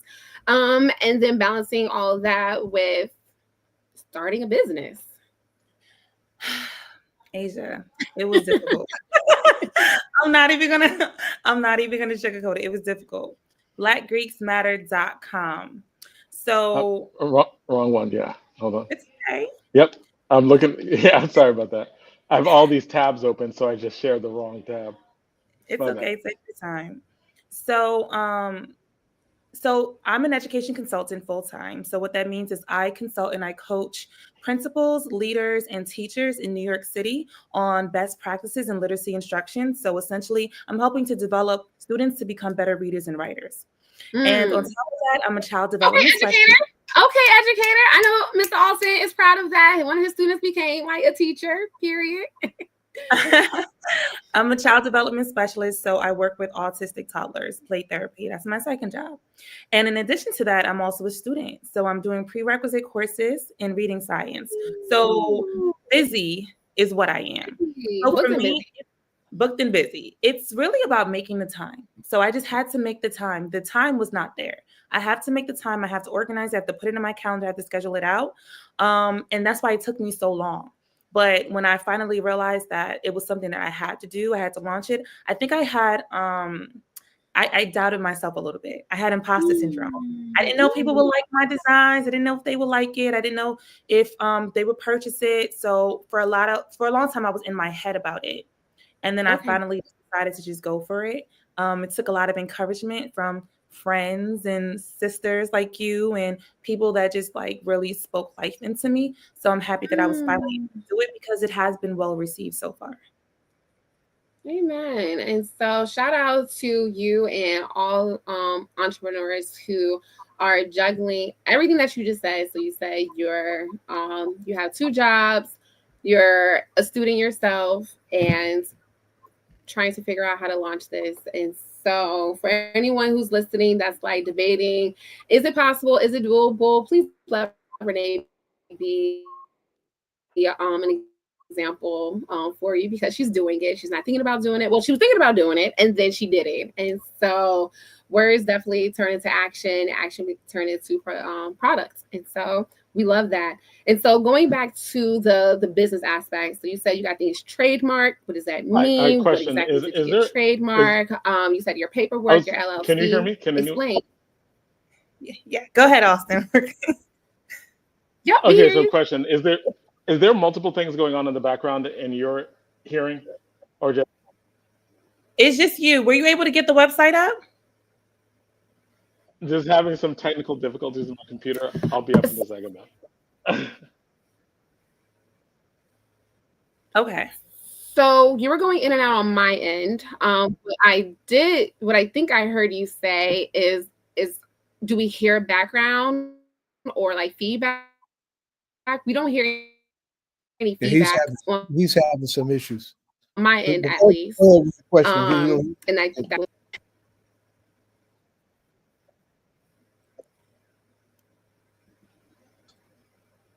Okay, yeah, so Are we good? Renee, can you hear me? We're good. I can hear you. I'll just go out and come back in. Because I'm just having technical difficulties on my end. Maybe. Let me see if I can hear here's something that helps. If you're not talking, mute yourself so that it's focused on the person talking.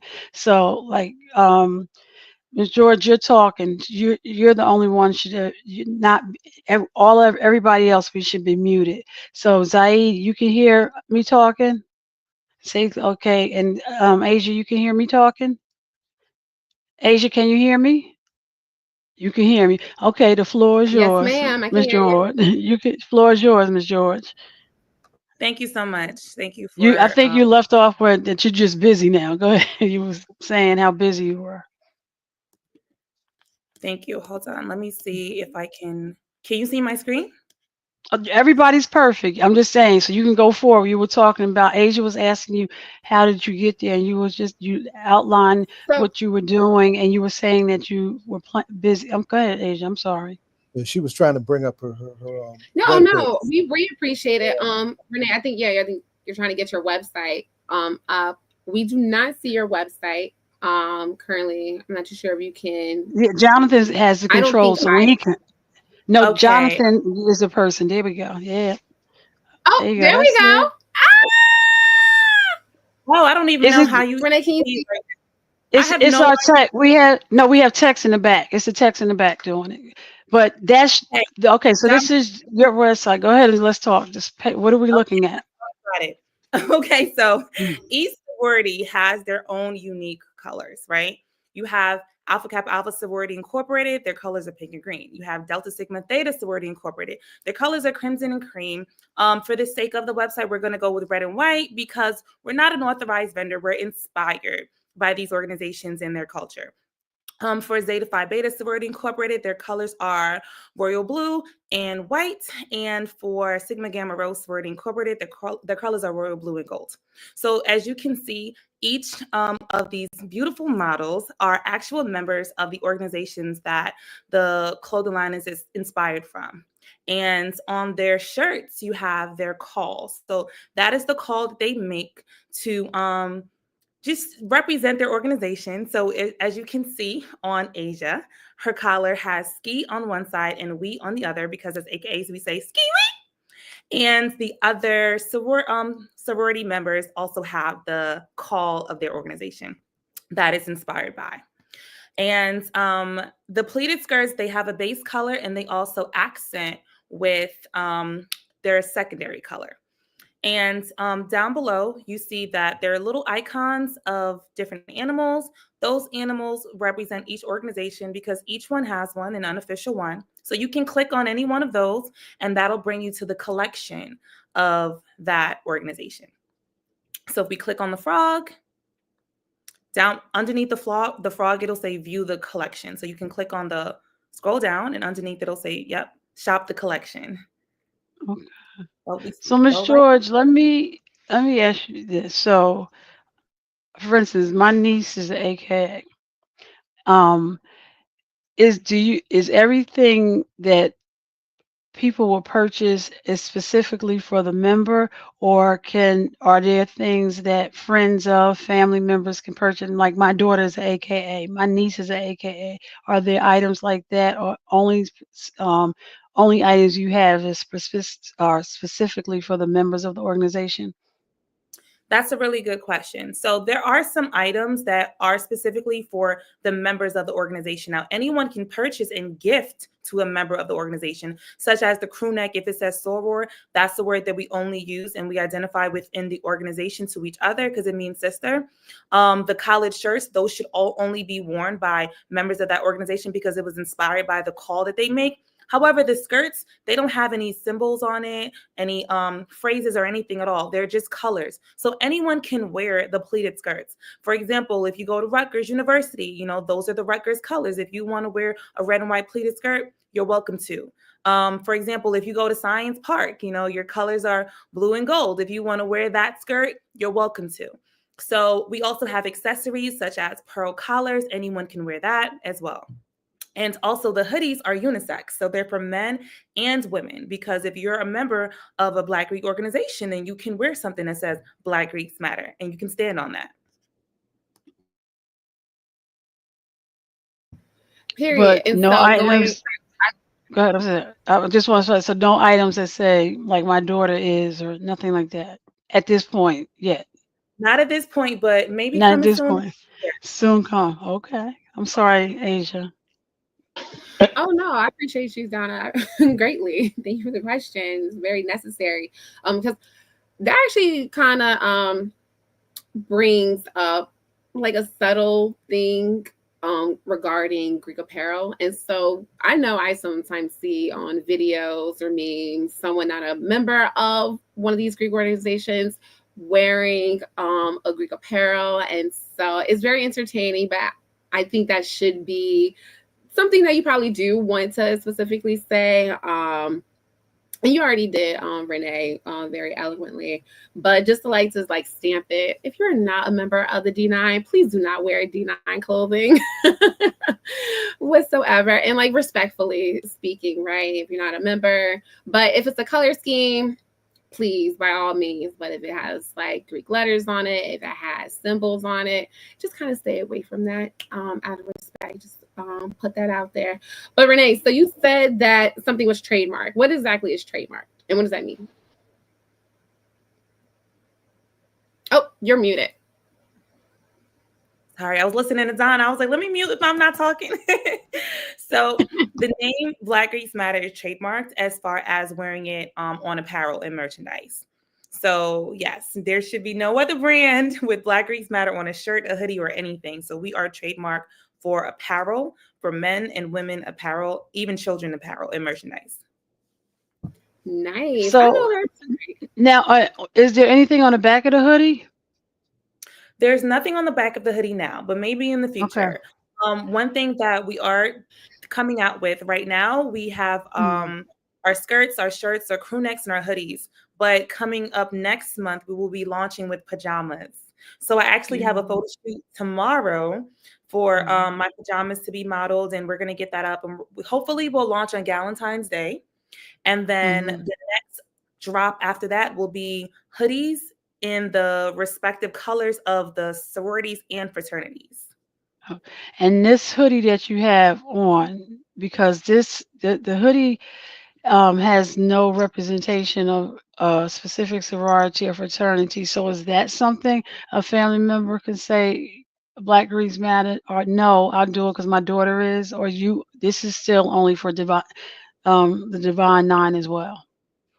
I would say this is only for the Divine Nine, but I Gotcha. can come up with something that says, I may not be a Black Greek, but I believe Black Greeks matter, or something that's more specific, because what I don't want is for someone to be wearing it and then perpetrating being part of these organizations, because we have such rich culture and values. We really want to make sure that we keep those things really pure and really sacred. And what I would say is that it is not a color of any of the other organizations on purpose. Is black and white, because we wanted to be neutral, and we wanted to make sure that it's something that can unify us all. So I can wear this hoodie, a member of Delta Sigma Theta can wear this hoodie, or any sorority or fraternity can wear this hoodie. And that's how we can connect as one and unify, because we all agree and stand on the statement. Right. Yeah, well, I like that line. The line is beautiful. Yeah. Say you're really being like a creative director right now for Renee, like giving her ideas. Oh, I'm sorry. I could not hear the last thing that you said, because I think, again, I was just working with some technical difficulties. I was just going to say I'm really like happy and proud that you're doing this. You've always been someone who I thought was just an excellent business person with an excellent mind for this. And if there's anyone who can make this incredibly successful, something that is needed, right? We need unifying things within our community. You are unifying, even though it is for Black Greeks, you are unifying the entire country. We understand the importance of the organizations now more than ever, right? Like in the time we are in. We understand the importance now more than ever. So thank you for doing that. But I'll get back to your questions. And I just remind, if you're not speaking, please put your mic on mute, because it helps. You asked me to do something creatively, and I did not hear what that was. And that would be did Asia ask you to do something creatively? You're muted, Jonathan. Not on my end. Okay. Well, Asia, Renee, everything you're working out of home, so people will go to your website if they want to get purchase. There are opportunities, like in the summer they have the different festivals and vendors and different, at the end of the year they do Kwanzaa and down at the NJPAC, and their vendor opportunities. Is your business a participant of any of the vendors where we can on that day shop at a specific event, or everything you do is online? So everything at this time is online. You can order it online. It will be delivered to you via USPS. However, we are open to vendor opportunities in the future, or even having pop-up shops, and that's something that we will advertise as well. In addition to that, one thing I do want to mention is that we are very inclusive of all different sizes.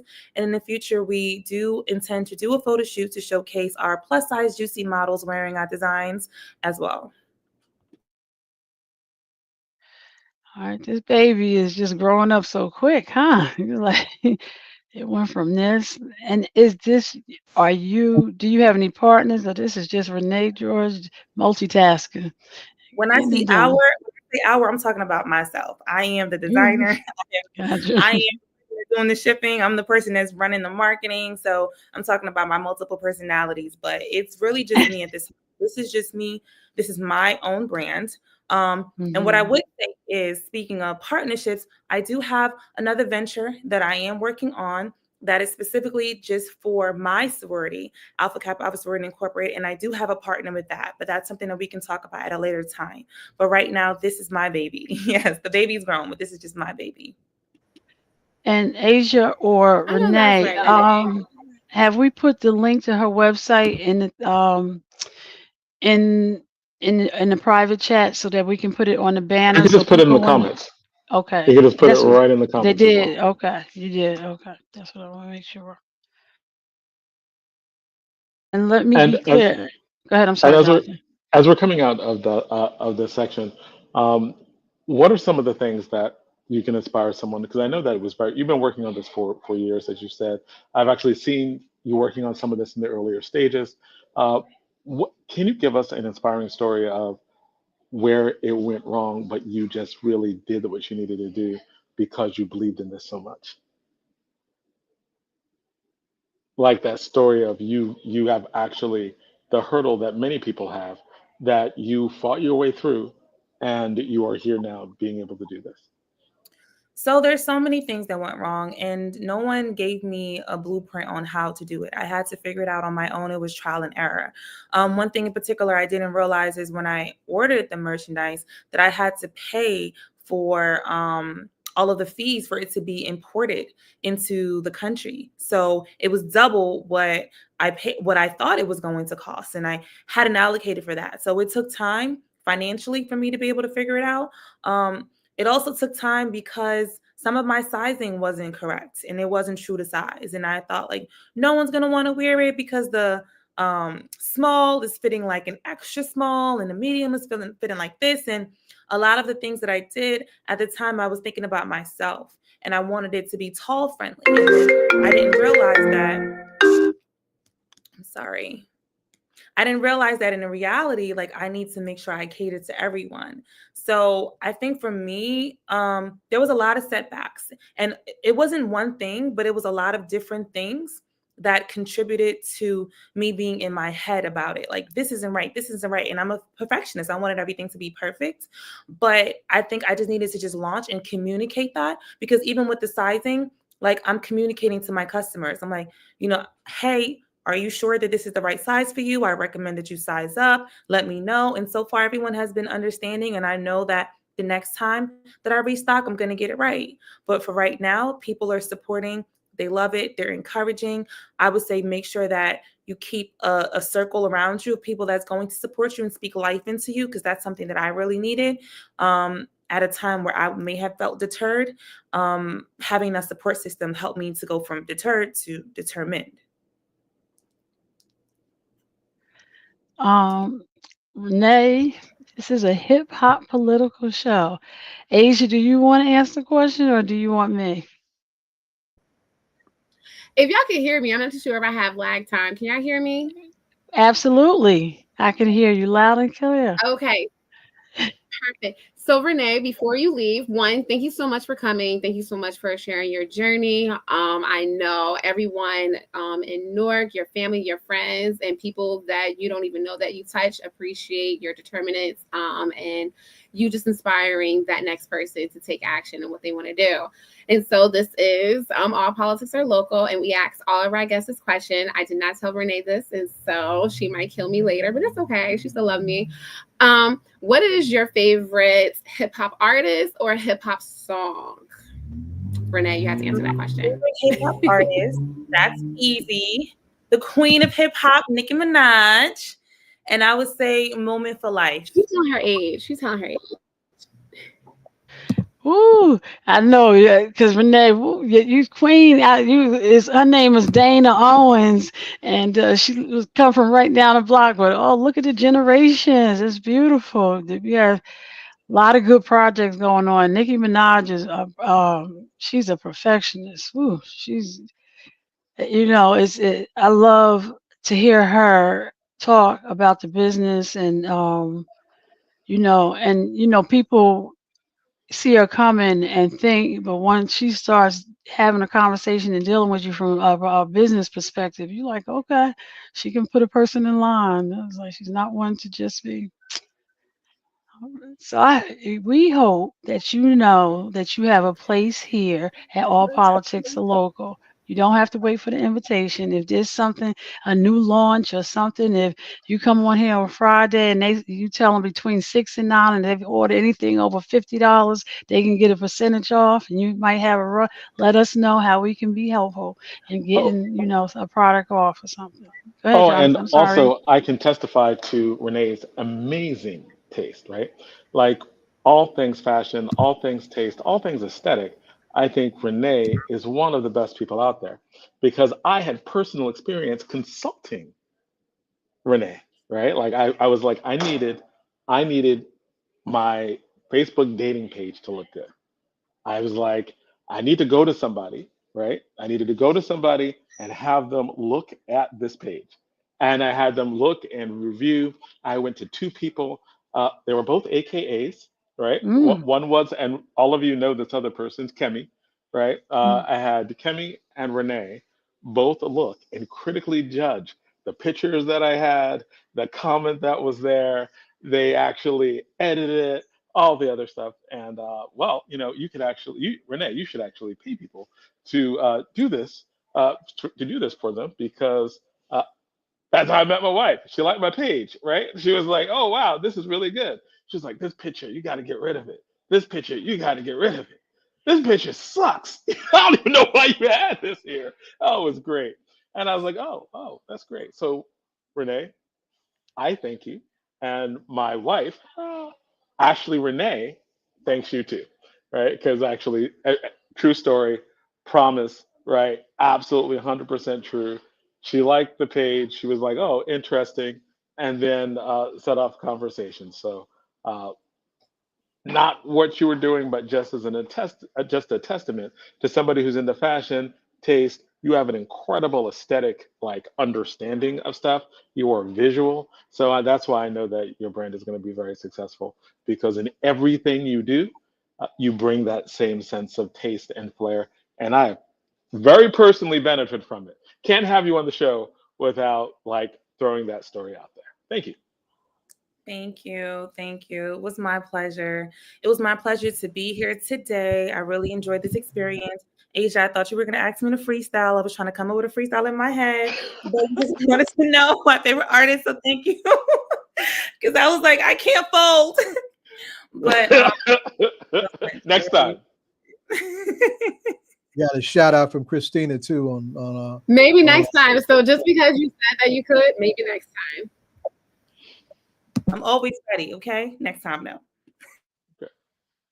Fine. Take care. All right. And Zaid, you can introduce now our next guest. we definitely got to shift gears. Well, Nadia, this has all been about two themes, right? It's been about building community, community in the midst of chaos, right? And so we had, even when we were advertising our sections was, oh, this is a building community. This is the building community. This is the building community. This is the part about how to deal with community, that yes, chaos that comes big time from these chaos. times. We just observed the anniversary of Dr. King's birth just a little while ago, and of course, his last book and one of his most famous writings is "Where Do We Go From Here?" Chaos or community, right? So when you offered up that theme for us this week, I leaned a lot on the drum major for Justice, on Dr. King, for some grounding in order to get through that. Nedia, welcome back. I want to welcome back Nedia Morsey from Make the Road, New Jersey. Right, Nedia, we've had several intense immigrant justice conversations in recent weeks in anticipation of the advent of the chaos presidency, right? The stay with your language that is now in full effect. And just in a week, not even a full week and a half, so much chaos has gone on. We were anticipating what could happen in Newark and Trenton when Nadia was on last.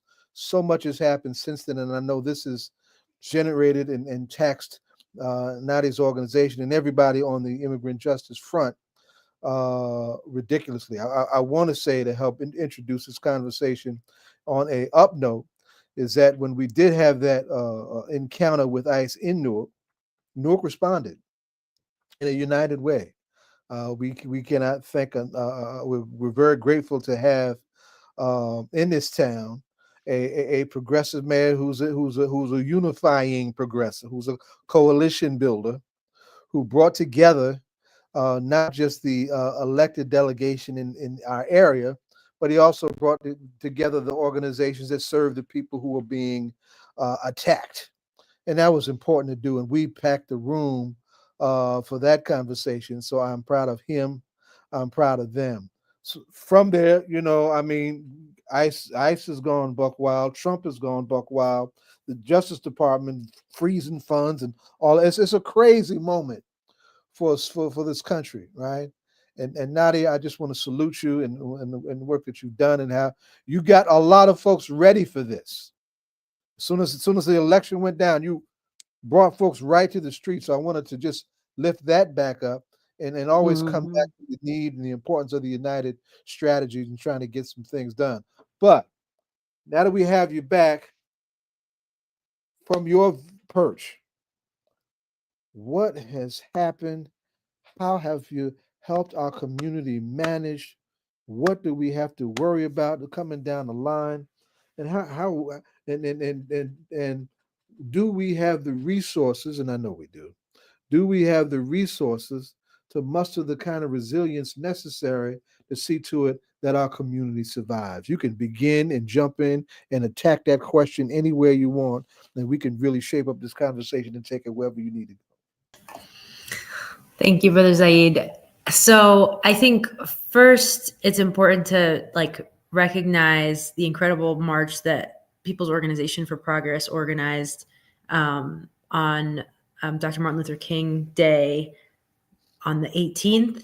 And it was incredible. I'm not sure if everyone watching knows, but it was more than 1,000 people took over the streets. Beautiful, incredible. You had labor leaders, faith, and Nadia, in spite of 20 degrees and rain, it was 1,000 plus. Yep, it was raining. It was really cold, and there were so many people who were out singing and laughing and sharing space together. And the courage that we continue to see the state legislature not have, and the foresight that people of color continue to have, it is shocking to live in a world where two polar opposites can be true at the same time. But I feel like our community has been ready for this. We were ready before January 18th. We came out in full force. More than 1,000 people took the streets in downtown Newark, and still, I don't think that we were all prepared for what would come. What is sort of like a mark is always the first 100 days. And honestly, it's felt like the first 100 days and the first 10 days. It felt like 4 years. But Nadia, I can always remember Inyana Van Zant saying, celebrate your small victories. And I think the first thing I thought of after the swearing in on the 20th, and they start showing up on people's doors. And Zaid, I was like, Zaid, we were way ahead of this. Can we get them back because it's happening? And while people are in panic mode, and I know the first incident I seen in Newark, and because how Mayor Baraka responded immediately. It was on every news station and all the way to some of the entertainment information, like this View, which is information, but it's not necessarily, while it's journalist style, it's also entertainment. And I know Sunny on the View, who is an attorney, she spoke specifically to how Mayor Baraka responded to the incident where ICE showed up at the fish market, and how one of the persons that were trying or actually being detained was he's from Puerto Rico, which is America, and he also was a veteran. And then the other three, I think it was a total of 4, but Mayor was like, they're not showing up with paperwork. That this is happening, and Showing up from with that guns. point, yeah, how do like down we're at because somebody is trying to send us. There's a saying is like people can't drive you crazy.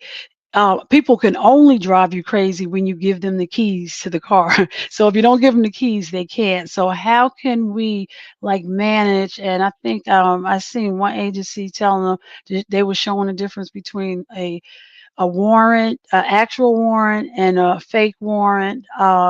If somebody knocks at your door, can you just continue to watch Kendrick Lamar? It's not like us. Can you ignore it? You know what I'm saying? So at now that we're actively in it, because we don't have to become a part of somebody's chaos. How can we 1, 2, 3, 4, 5? If this happens, I know Anna Navarro was saying, add somebody's name to your list. But now that they're open to schools.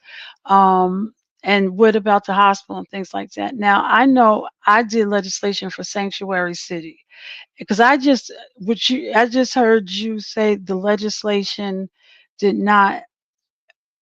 Let's see what's happening going forward because I do know maybe probably the 20th. I thought I heard Governor Murphy kind of lay out what he was trying to handle from a state position, but I know many of our cities all have local sanctuary city legislation. So now that it's happening, what are like this? If you have to say the first 5, what would you say? It's a great question, and I think like yes, let's get into it. I think one of the things that was uh, really powerful after the Newark raid is that you saw a lot of statements come out saying we don't support illegal raids, but it's really important, Donna, to your point, like there is no such thing as a legal raid. Okay. A person must have Right. a person must have an judicial warrant in order to arrest you and detain you. And what we saw, and the story that Amy Torres of the Alliance and that Mayor Baraka recounted at that presser, was that ICE showed up to Luis Hanada's fish market, did not have did not have judicial warrants, commandeered the space, came up running on the ramps, started to bang on the bathroom doors, started asking people to show their verification, like this is the Gestapo, and then ended up, to your point, questioning and attempting to detain a Puerto Rican veteran. And when he presented his identification, it was called into question.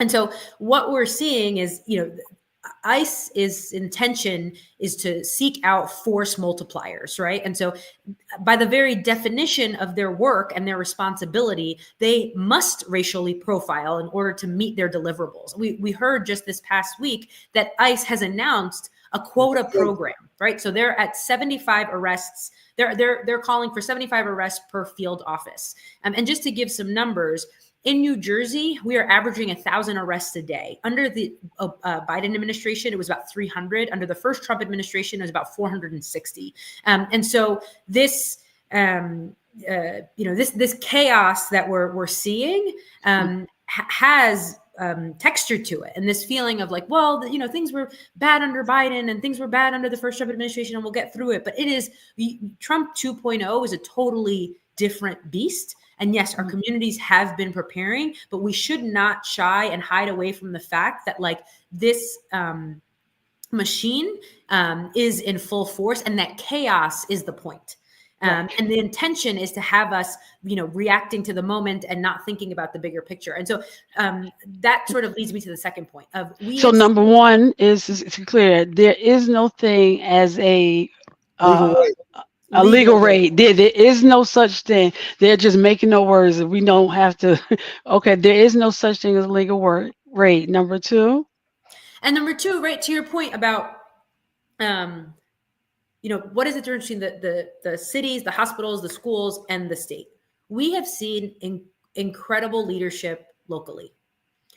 Mayor Ras Baraka stood up real firm after the Newark raid, said that it would not be acceptable. We've seen school districts put out powerful statements, right? Linden School District said that they would make sure that they would protect immigrant families. We saw fellow mayors come out in support. We've seen, lots of sort of local efforts, but we still have not seen the state legislature pass the Immigrant Trust Act. The last time that I was here, that you all invited me, we were with Dante from the New Jersey Alliance for Immigrant Justice, and we were talking about the Immigrant Trust Act. And right now, what we have in the state of New Jersey is what's called the Immigrant Trust Directive that was passed in, it was signed, or it came into effect under the first Attorney General under the first Murphy administration, and basically it does not allow our local law enforcement to help ICE ID and detain people. We do not want our local resources and our taxes to be used to aid in detention and deportation. And so that's what the directive does. Now, in that way, it is limited. And so the work of immigrants' rights groups since 2019 has been an attempt to codify and expand the Immigrant Trust Directive. Now, the intention of the Immigrant Trust Act is to make sure that all across the board, if there is no warrant, no cigar. What we saw what we have seen under this Trump administration is that schools are no longer protected spaces. Hospitals are no longer protected spaces. And when we do know your rights trainings for our communities, we're still in a gray. We're asking local schools and we're asking mayors to stand up, but it really feels like the rules are sort of different wherever you go. Now is absolutely the time when the state needs to say, no, in our state, we follow the Constitution. We expect everybody else to follow the Constitution. A person can only come and arrest and interrogate a person if they have a judicial warrant.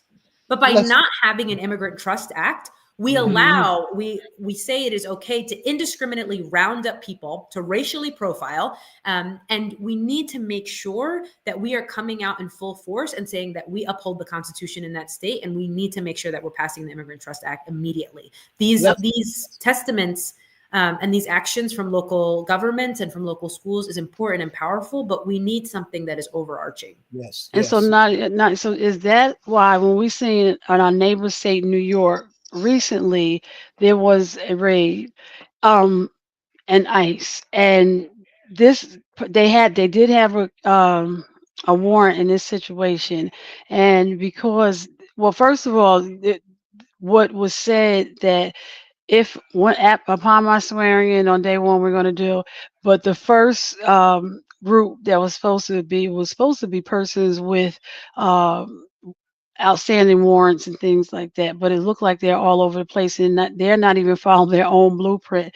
But in New York, I think Thursday or Wednesday, they called Mayor Adams and said, we have a warrant, we're going to serve, and we need assistance. And he gave permission after he seen it, because even if an officer had locked him, it was for a local crime, and so therefore he gave assistance.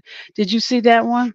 This is a really, really important point, Donna, right? So what ICE is calling it is targeted enforcement, right? So they're saying what we're doing is we're going after folks that are criminals, and that's what we're doing. We're keeping our community safe. Now, there's two things that were happening. The first is targeted enforcement. It just is jarble, right? There are, folks who may be have an ICE check-in. Right, their case is taking a long time, and so because it's taking a long time, because there's a backlog with USCIS or another immigration agency, they must check in every so often. They have filed they have an ankle monitor, but they have filed an appeal, and so they're waiting for the appeal to be processed. And so they're saying, well, we're going after those folks now. Sure, but you still need an order signed by a federal judge saying that you are allowed to go and pick up that person and detain them. You can't just say, because they're on a list, I'm just going to go and do this, right? All the people that are, I have decided this for myself, right? Because remember, ICE's interest is mass number of people. That's why they lie, right? You'll see them say, I need to talk to you right now, and you have to tell me where you are, and you have to tell me where you're going. And all of us have constitutional rights, no matter what our immigration status is. You have the right to remain silent. You have the right to an attorney. You have the right to refuse a search without a search warrant, right? None of that ever changes regardless of what your immigration status is. So this narrative of like, you have to tell me because there's a criminal living in your house, and so you have to open the door. It's not true. But their intention, right? Their employment is based on detention and deportation, right? Their job is terrorizing.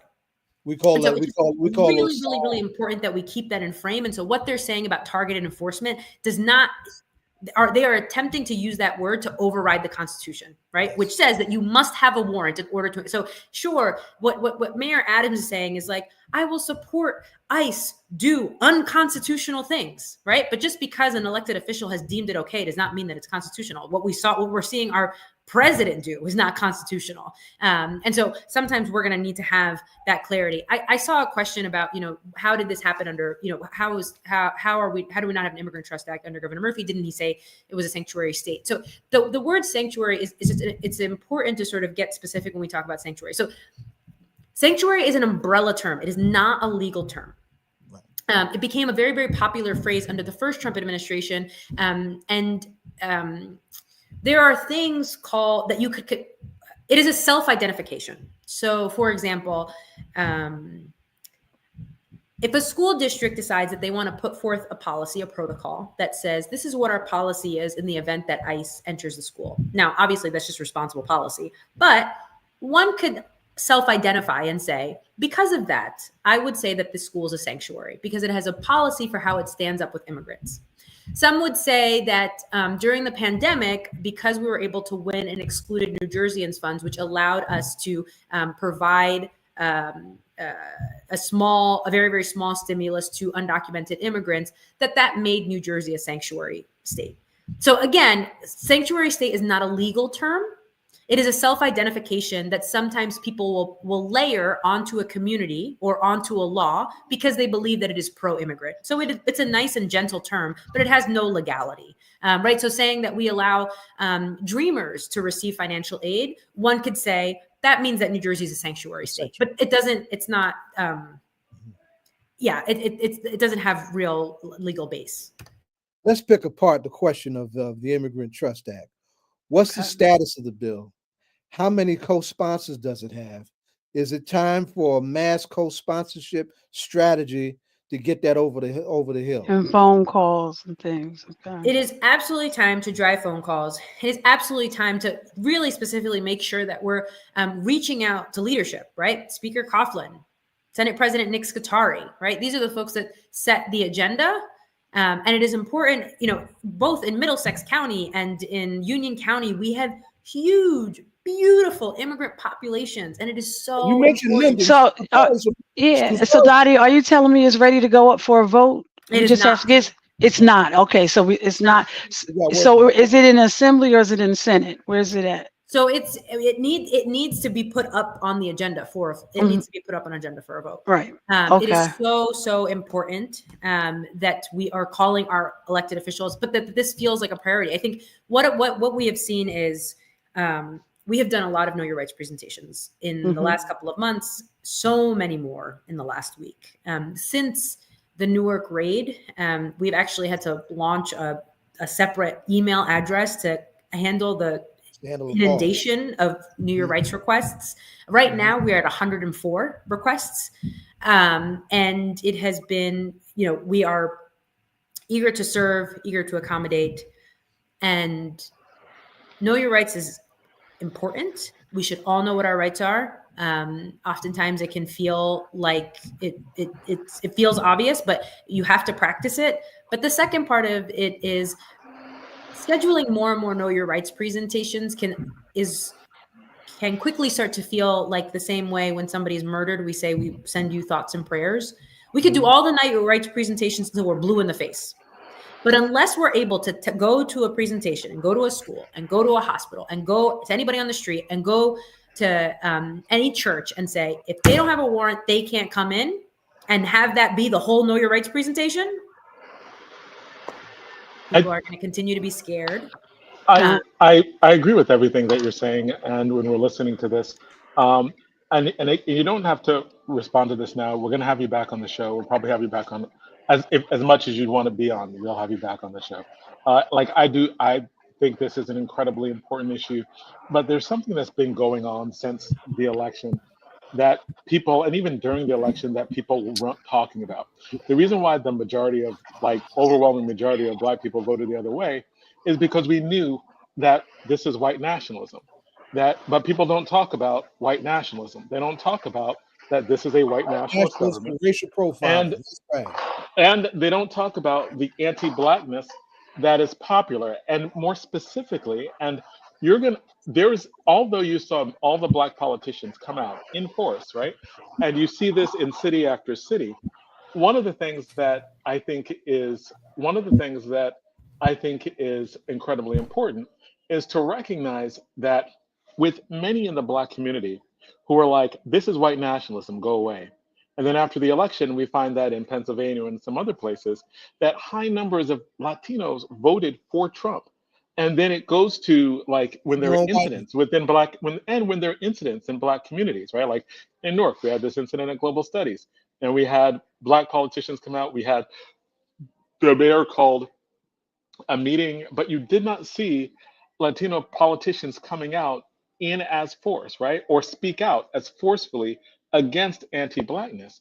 Within the community, I do fear that there's going to be a lot of, and it's not backlash because most people support it. We know it's white nationalism. We're not like for like I think the mayor had our sentiments when he called what was going on. Like we're not going to be slave catchers, right? We're not going to go and round up and chase people down because viscerally, if we're Black, we're like, that feels wrong, right? When you're doing it. But that aesthetic, that anti-Black aesthetic, is popular within some Black people, a lot of Latino people, right? Is there any, I think that Latino activists, immigrant activists, people who want the coalition have to actively talk about the anti-blackness and the white nationalism that is within our own communities so that the Black people who are like, we tried, we told y'all, we feel a little stabbed, right? We feel like, do we really want to put our bodies on the line right now on here, right? What is there being done to make sure that when that happens, it's not a matter of you we How do will we? fight for you, but you're not going to fight for us because you haven't dealt with that anti-blackness, and we will fight for you to have your rights, but when you get them, you will try to join in the white nationalism that can be expansive, the white supremacy that can be expansive, and that you're not going to look out for us. It's not a real coalition. How do you deal with the sentiment that I think is there under the surface, more prevalent than people think? I mean, I think it's a great point. I think what we saw in New Jersey is actually, and like, I think we see this sweeping, right? That folks continue to say, right, like Latinos voted for Trump, but in New Jersey, the voter turnout amongst people of color was the lowest in the last three presidential elections. And so the sort of narrative that we're creating is based on a much smaller population of people that actually went out and voted. Now, the folks that went out and voted, of that very, very small, smaller population that is the larger population of Latinos in New Jersey, felt for whatever reason, incredibly motivated to align themselves with the ultra right. And so we at Make the Road New Jersey have launched the Million Voter Project to sort of understand why it is that people didn't go out and vote. What is keeping people from voting? I think in terms of like the issue around immigration, for folks that have ever knocked doors before, when you're knocking on doors, you'll have a script. And your script will often have issue ID. And so you're a canvasser and you're talking to the person at the door. And the conversation is supposed to come off very organic. But as a canvasser, you know that on your sheet of paper, you're supposed to identify from the conversation, what are the issues that are important to that person? And so you have a list. It says like healthcare, immigration. And previously, when people used to say that immigration was their number one issue, they meant it like, I believe that we should have a pathway to citizenship. But now when people say that their number one issue is immigration, they mean that they're interested in mass deportations. Right. That immigration is their issue because they want to like push people out. And not able to, but the realization, if we go back, President Obama did 2 terms. Even if this chaos continues in the manner that they're doing with these titles, border Cesar and everything, as opposed to having a directive, you work according to that directive, and then moving forward, they're still not going to reach the numbers that happened between 2008 and 2012 with them trying to do it in a chaotic manner. And when it was laid out, and there wasn't a speech every day about it, but yet they called, at the end of the 2 terms, he was President Obama, and he was also what do they call him? He deported in chief. Yes. So it doesn't, and that's one thing that needs to stand out. This can be done, and people, there's a process, and it's been done, and it worked. But that's what I think that why is the chaos is always telling me that this person in leadership now wants to always distract us. And what are we being distracted from now was the bigger question. It is such an important point, right? That yes, it's so important to underline the fact that chaos is the point. It is totally the point. The fire hydrant that is untapped is the point.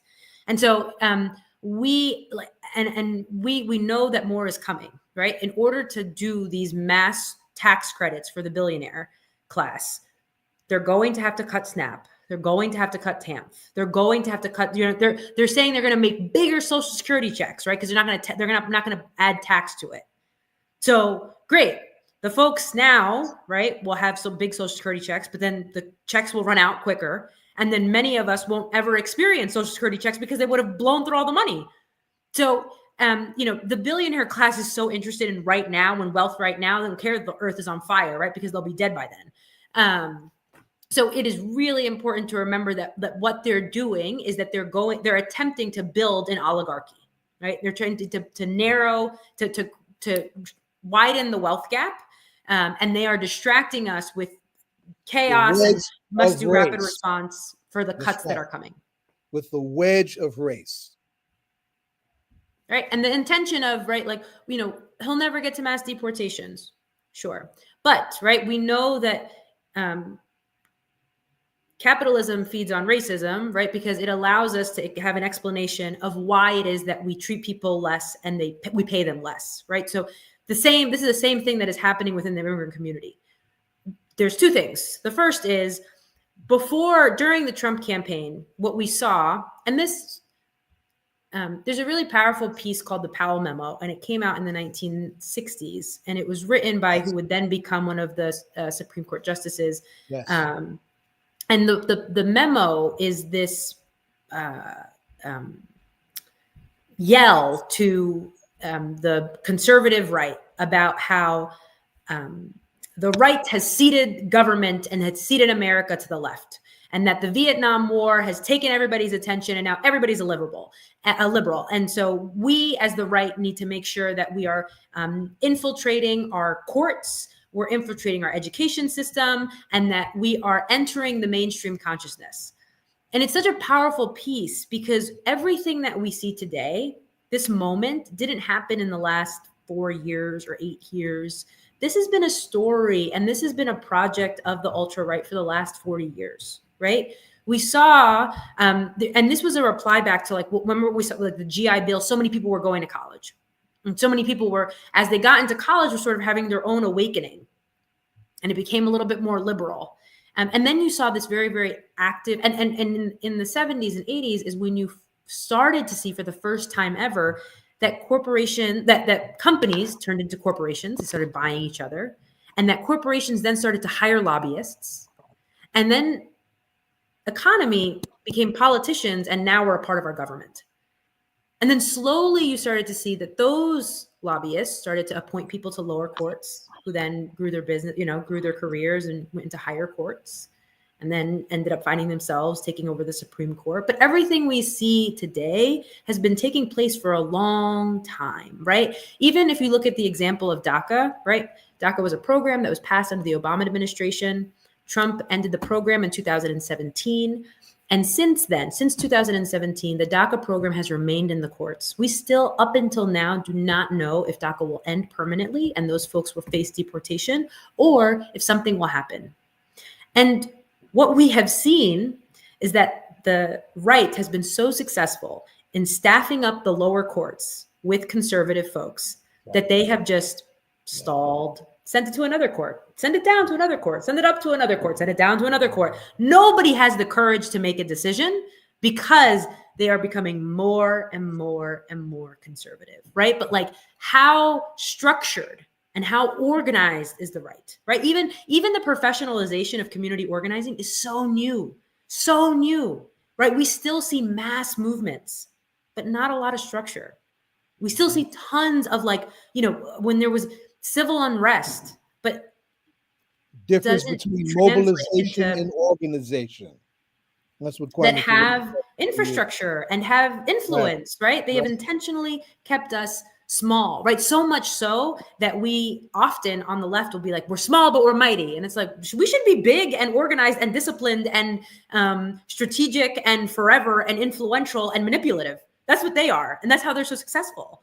And that's how they have built something that has lasted for generations and will continue. And I think the urgency that we have upon us is, even though you'll see some folks who, are movement oriented and movement led and say, there's no way that they could actually accomplish mass deportations. Sure. But the consequences and the terror of what we have felt in the last week will last for generations, right? Mm-hmm. We have seen that, my mother is Peruvian, and they call this, this feeling la teta asustada. So, there was the shining path in Peru when Peru was under a dictatorship, and indigenous women say that at the time that women had scared breasts and that they passed on their trauma through their breast milk to their children. And people believe, and it's sort of like a tangible way to understand how trauma is passed on, even though it is unconscious. It's a generation. I know that we are like in the, well, we are definitely wrapping up for the next section as well. So I know that you're in the middle, but in terms of just bringing this to a segment, we're definitely going to have you back on a lot. Like we want to have you back on a lot. And as you close up, but you can quickly finish what you were saying, because I know that you were right in the middle, but then we're wrapping up. Okay, and I was just gonna say, Nedia, as you finish, and you were talking about trauma, and also let us know your favorite hip hop individual or group that keeps you motivated, because that work that you're doing right now, sister, you need strength, motivation. So tell us also when you close what keeps you going. So, and continue with the trauma. Don't close out on the trauma piece. So that it is important. Generational trauma that you're lifting up. Mm-hmm. I think the last thing I'll say about trauma is there's a very, very powerful book called My Grandmother's Hands by Rez Ma. Yes. And in the book, he says, I'm trying to track yes, and he does this beautiful map where he says that like an injustice done unto me is translated from a family matter, but he says family can be anything, and any interaction between two people translates to an inheritance, to a culture, to a tradition, to a generation. And he was like, and it loses its context, but it never loses its power. It only grows in its power. And so it's incredibly heartbreaking, but it is a very, very powerful way to think about how trauma is passed on. I think in terms of what keeps me going, we have gotten lots of reports at the office. People come to our community centers, people who are blowing up our WhatsApp group saying like, I think I saw ICE. And everything now is ICE. Some of it is, right? Arrests are up 3 times what they were under the Trump and Biden administration in New Jersey every single day. But I remember just last week, I was having a conversation with somebody, a mother of 2 children who doesn't have status or doesn't have lawful status. And I was like, are you feeling okay? And she was like, no, but what's the consequence if I stay home? And that was really powerful, right? That like people feel like compelled, right? Like the same way that you feel compelled to sort of put your body on the line. Like that's the moment that we're in now, right? Where people are like, I could be separated from my child, but like like, what other choice do I have I would be separated from my child if I didn't go out. And that really keeps me going. All right, thank you so much. And again, Thank we you. definitely want to have you back. And we want to have you back on Then answer the because question. this stuff is there. You, We need to did you go. say? No, Zaid, no, Did she say Zaid. the song? Not That's doing what it. we were We got asking. it. Did We she got to say the do it. song? That's all. Like we've got a bunch of people. We got guests. Like we're 10 minutes over. We're 13 minutes over. We got to do it smoothly. So Okay. thank you. Thank you. You're gonna Appreciate be that. a We need to have teacher. you You're gonna be a teacher at 8:14 at night and Not a discipline us. teacher. We just got to respect people's time, right? Like No, we I are do. I not just got you. I'm 5 minutes just over. We're playing. not 10 minutes over. We're Yeah. 13 minutes over. We got guests on. 14. We got guests. We got to Hakeem, respect. Hakeem, take the wheel so we can stop getting yelled at. What's good? What's going on, everybody? Hello, hello, hello, Hello, hello, hello, hello. hello. Hey. Peace, And peace, welcome, peace, Miss peace, peace. Toy. We have the phenomenal, wonderful, talented OG from the West Coast, the Queen, Miss Toy in the building. Peace, Queen. Peace, everyone. Hello from the West Hello. Coast. And I appreciate the conversation. I was getting into it, y'all. I was like, wait, it's getting good. Right when I started tuning in, I'm like, okay, I'm behind the scene now. I appreciate you guys having me. Reports from the West Coast and sending a lot of love to you guys and everybody that's going through it right now, because I know the fires has already taken people through a lot, but look where we are right now. Yeah, for sure. For sure. Now, Yeah. I've been titled the hip hop ambassador of Newark, New Jersey, Miss Toy. And Oh, we do this salute. thing. Yeah. Over on All Politics Are Local. We put it down on local politics, but also national politics as well. And to keep it hip hop, we had to build bridges for all our brothers and sisters across the country. And what's going on in California right now with these fires is heartbreaking. So it's like, well, how can we support? Well, with this platform, we need to give those communities a vehicle to tell us what's going down and how hip hop is stepping up. So with that said, Miss Toy, can you tell us your perspective on these LA fires and the work that's being done to galvanize our community? Well, I represent the West Coast, but I also have a radio show called a Lovely Radio Show, where I bring on independent artists that own their music to my platform to share that. That way we can gather resources and information about how to get music money. So I was, in a webinar with Music Cares just the other day, and then you called me maybe a couple of days before that, and I was able to gather some resources for the FEMA links and different small business loans, places where you can go to and tap in if you have been affected by the fires. Okay. So yeah, John, do you have those links? I sent them over in the text chat. I was hoping that we could get them up, just so people could have a And he's probably in the background trying to get them up now. Okay. Yeah, but well, I there's did want definitely... you. Go ahead. I wanted you to really talk about that meeting. You said was it a Zoom call?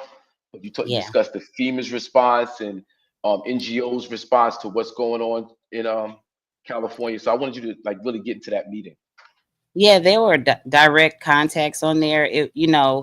I sat in because I really wanted to, get more information on how to give it to people who don't know, who are not on the internet, who have lost everything and they're not in their, right minds right now to think where to go. So I wanted to be able to, like you're, bridging the gap right now. And they do have things like where if people need, their homes cleaned out and stuff, and they weren't really affected by it, they still have, what is it? The cleaning and sanitizing and the EPA debris removal, because there are probably batteries and lithium hazardous things that's in that area from the fires. So they want to make sure that they get those things out properly before you can even go to your house. So. Wow. Yeah. And I know you're from there. Well, actually, you're originally from Chicago. Yes. Right, and then you went to, I guess, Sacramento for a while and got introduced to hip hop in Sac. No, I got introduced to hip hop when I was still in LA. I grew up in Inglewood, but surrounding areas, and because of the gangs, violence that was in the areas that I grew up in. My mom sent me to Sacramento so I can get a better education before Gotcha. I was out of school. So I was able to do that and return home and become the valedictorian of my, the school, and do some things for my own community. So that's why I continue to, reach out to other people. And also, there is a family fun night that's happening March 15th and 16th, and it's called Family Fun Night in Altadena. Pasadena fire victims are able to join, and the people who are invited, of course, any families that have been affected by the fires. And we know that Altadena is our Black owned land over there, so we want to help as many people in the community. And also, one of the chefs that I know that lives in Las Vegas, she's putting this on, but she also wants to be able to get some volunteers and people to donate little chef hats and little cutting boards for the kids, and in case maybe they want to be a chef later on. But we do want to reach out, and I will send these links over so that people can read them over themselves. But there are forms for FEMA. There's the disaster forms and things like that. But what was more important to me, of course, the disaster. But if you have a small business and you're an artist or something like that, you are still able to apply to these things. So Good. Yeah, I sent John. I just emailed John the links that you sent me earlier, Toy. So I'm hoping we can get them up. But if not, everybody stay tuned to All Politics Are Local, and we'll get them up at some point. But I was trying to just, in terms of hip hop's response to what the tragedy. Hip hop is the culture that we come up in. It's what we do. It's how we live our lives. And there's such a negative stigma on hip hop culture, which is really a stigma on Black and brown people. We know that, right? But to see your work, your effort, you being locked in, you being on the ground, helping, brings inspiration across the culture, hip hop culture. So I think it's important to know how hip hop has been affected. Number of producers, artists had their houses, lost their homes. I don't know if anybody you knew personally is in that situation, or so just to talk about that, and then our response to it as hip hop.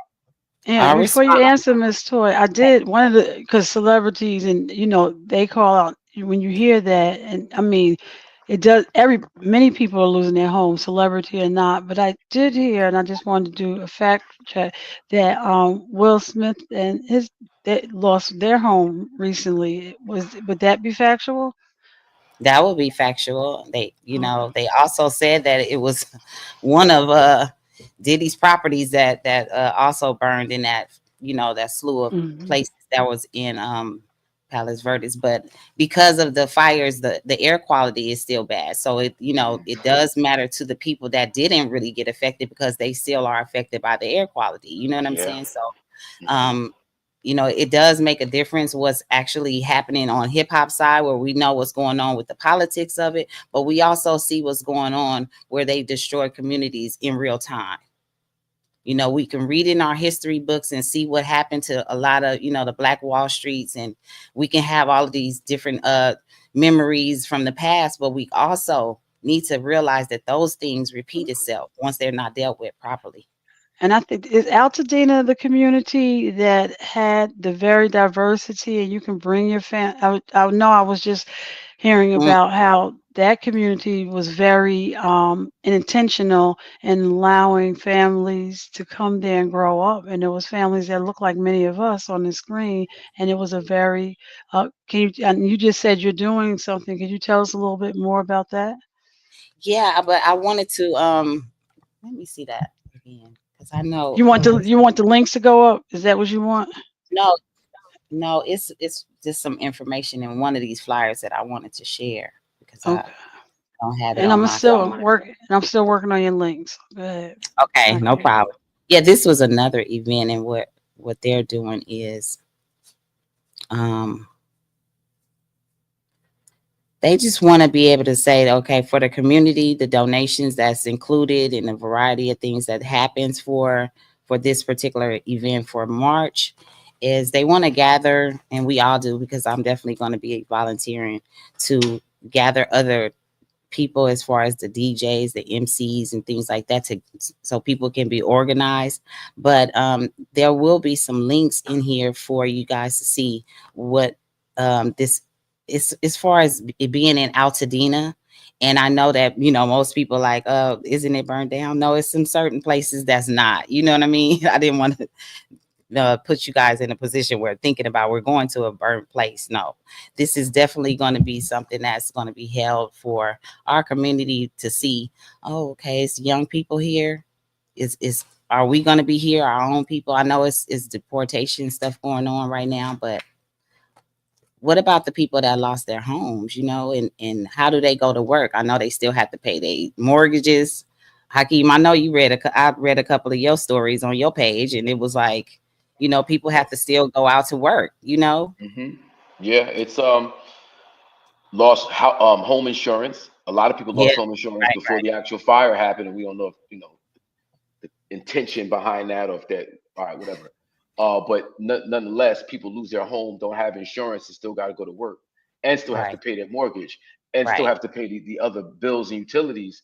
Like, that's just so crippling. And to see the federal government really not stepping up to support these families, it's like, you talk about air quality, like the aftermath of the fire is the like the actual fire itself, and going through it for the days or weeks that folks had to deal with it, Mm-hmm.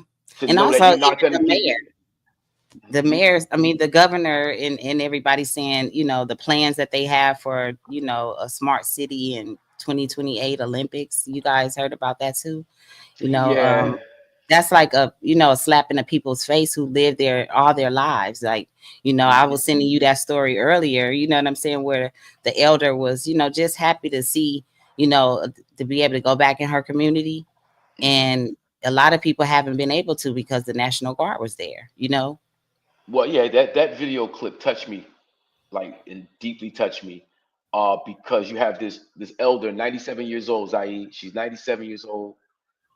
She's at her property, burnt down. You just see crisp all Mm-hmm. around her for blocks. All the homes around her are burnt down, Yeah. and she's sitting there, brother. Listen, I see the life that was in this home. I see my Thanksgivings. I see my Through her Christmases. eyes. I see my, like, I don't see what you see. I see the happiness. I see the joy. I see the, like, hey, listen, it happened. We move on. It's time to, like, her spirit was so strengthening. Yeah. Like, you feel her spirit, like, what's the old saying? And this too shall pass. Mm. It was That's that. what I gathered. Yeah. That's what I gathered from that. And then knowing that I was joining you, it just still was, even Mike City is in that where that fire was going over, where Hollywood Hills and all of that. So I'm concerned about actual people that I know, you know what I'm saying? So it's like then my mom's area where the airport is, LAX, it's like you never know where it was gonna go. At some point, just watching the whole, city be on fire was just wild. But to see her, to come across that story today, and, my grandmother is about to be 96 years old next month. You know what I'm saying? So it's like, she showed a little. Mike City is texting me right now. That's wild. It showed me something from her. She said, we had so much fun right here. It was so many memories. And, when you're in that space, you're not worried. Like some of us, we're still worried. I'm still worried about some of my loved ones, and was still, sending them links to the relief. If you're, because we're music people, so we don't hang out with the construction workers. We hang out with the music people. So some of us don't have this information at all. So for you guys to build a platform where it's a plethora of information that you guys are gathering, for all of us to even share with our elders and to share with the young people, that's coming behind us that have children now. Now, when you start having a bigger family, you start realizing the world's problem is my problem. Your mic is off. I was when I looking. when So, I Miss Toy, was it what was one of the links? I see there was a link up. Was it like Capital? Was that the link? Do Yeah, you that was one of okay? So that we can just Zaidi, if you can bring that back up on a banner. Um, yeah, that's it. yes, that's one of them as well. Okay. Okay. And I think I just sent. Where are you at? What city are you in now? I'm actually currently doing my show. I'm in Las Vegas right now. I will You're be back in Inglewood next week. you're residing in Inglewood now. You said you were in Sacramento. Okay. And now you're in yeah. Inglewood. Okay. So they put and So so if people go ahead. I'm sorry, Hakeem. I didn't really do a great job setting Miss Toy up. You know, just Mm-hmm. I was trying to go there with the hip hop conversation, but it didn't really land well. But I need our audience to know who this woman is. You know, so most of us know her from the hit record with Ice Cube and Mac 10 called "You Could Do It." It's one of the biggest records of the '90s, right? She talked about Mike City, who produced "I Wish I Never Met Her" for Carl Thomas, Sunshine Anderson. You heard it all before.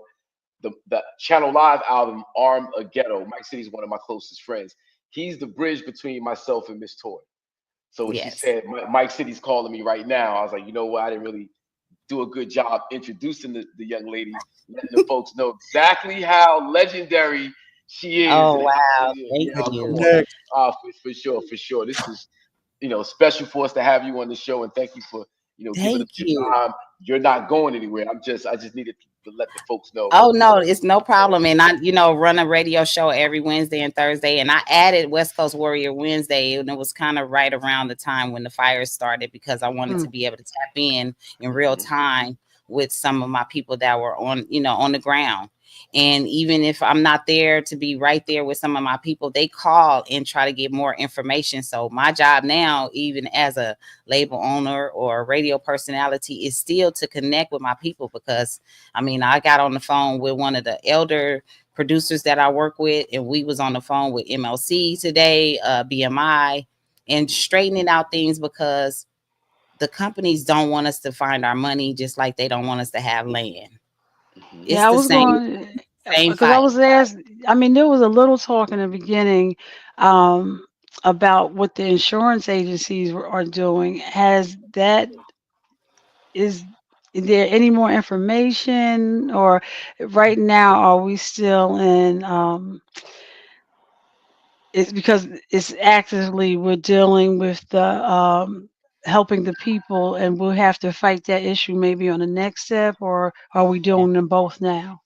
I would definitely have more information because even on the webinar, some of the Hmm. representatives, they're still waiting to reach out to people. And there are people that got to get their mail. There's people that don't know how to go into the portals to go and find out how if their house is affected by it and how to contact FEMA.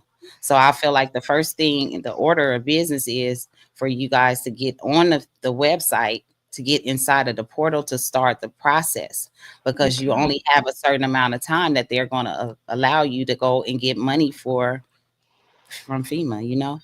So with that case, let me ask you, I actually put a note for you in the private chat when you get a second. So make sure you copy that down. But so with this, because wildfires is something that is one of like is our hurricane like we have over here in the preparation. Is there in the Altadena area or Pasadena, the different areas, is there a tent office that if persons are not computer savvy that they can go to a trailer or tent office and just fill it up between the hours of or Monday to Friday, or is there a location they can go to? I know early on there was a young lady that took her grandmother home, and her grandmother was an actress. She was probably in her 90s now, and she played in the Ten Commandments and some other movie, and they wouldn't let the granddaughter in. And then 4 days later, they told her to go to one of the stadiums or the sites that she should be there because they had evacuated. Come to find out, she gets a call that her grandmother in her house had went home to glory because she didn't make it out. and I don't know had they kind of let her in that day, could she have done anything or they done anything if they would have heard listened to what she was saying, so that those things don't continue to happen at each site or near. Are there places that people can go there during the day and get help? I definitely will send you guys more links in different cities because, of Mm-hmm. course, it's different people handling Mm-hmm. those situations. And all I can say really is be organized with your receipts because you are owed money. Mm-hmm. California, all of these different places, you are owed something for your inconvenience. And your inconvenience could be I had to take off work, I had to take my dog somewhere. They have money allocated for you guys, and I just don't want to be the one to just say here, go here, and then they're not there anymore because the fires were still going on according to people last week. So as the cleanup and everything happens, if you guys want to follow me, you can see some of the things that we're sharing for the local people that we are in contact with.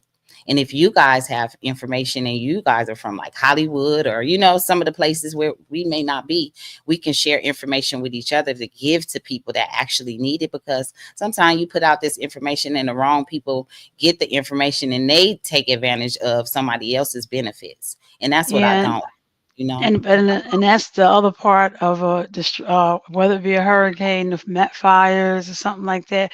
The part we have to be very conscious of is fraud becomes a part of that as well. So people, yeah, you have to.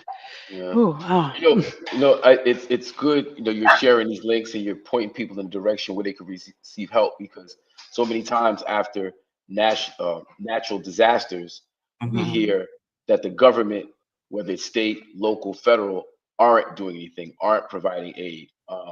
So, and even now with the fires, the conspiracy theory is always that they're. So it's like there's this, The words out this, my mouth because I'm like yeah. some things, when we this color, we know some things is just not, natural. Yeah. And We'll speak more about that because we have to help ourselves and we have to know where the real help is and how to direct people in that real help, whether it's financial, whether it's you need That's shelter, you exactly. need food, you need clothing. Like there's a lot of disinformation and misinformation, and that could be just as harmful as the actual incident itself.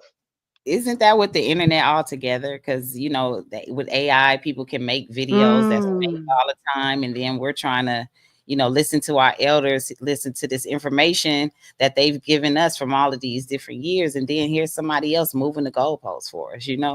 So, at the end of the day, I do want the people that's in the entertainment community to know that it's an entertainmentcommunity.org. It says /CA fires.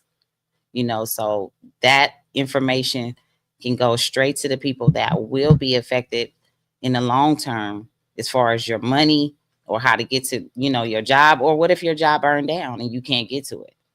So mm-hmm. these are all affecting everyone that's around the schools. What about the schools that were burned down?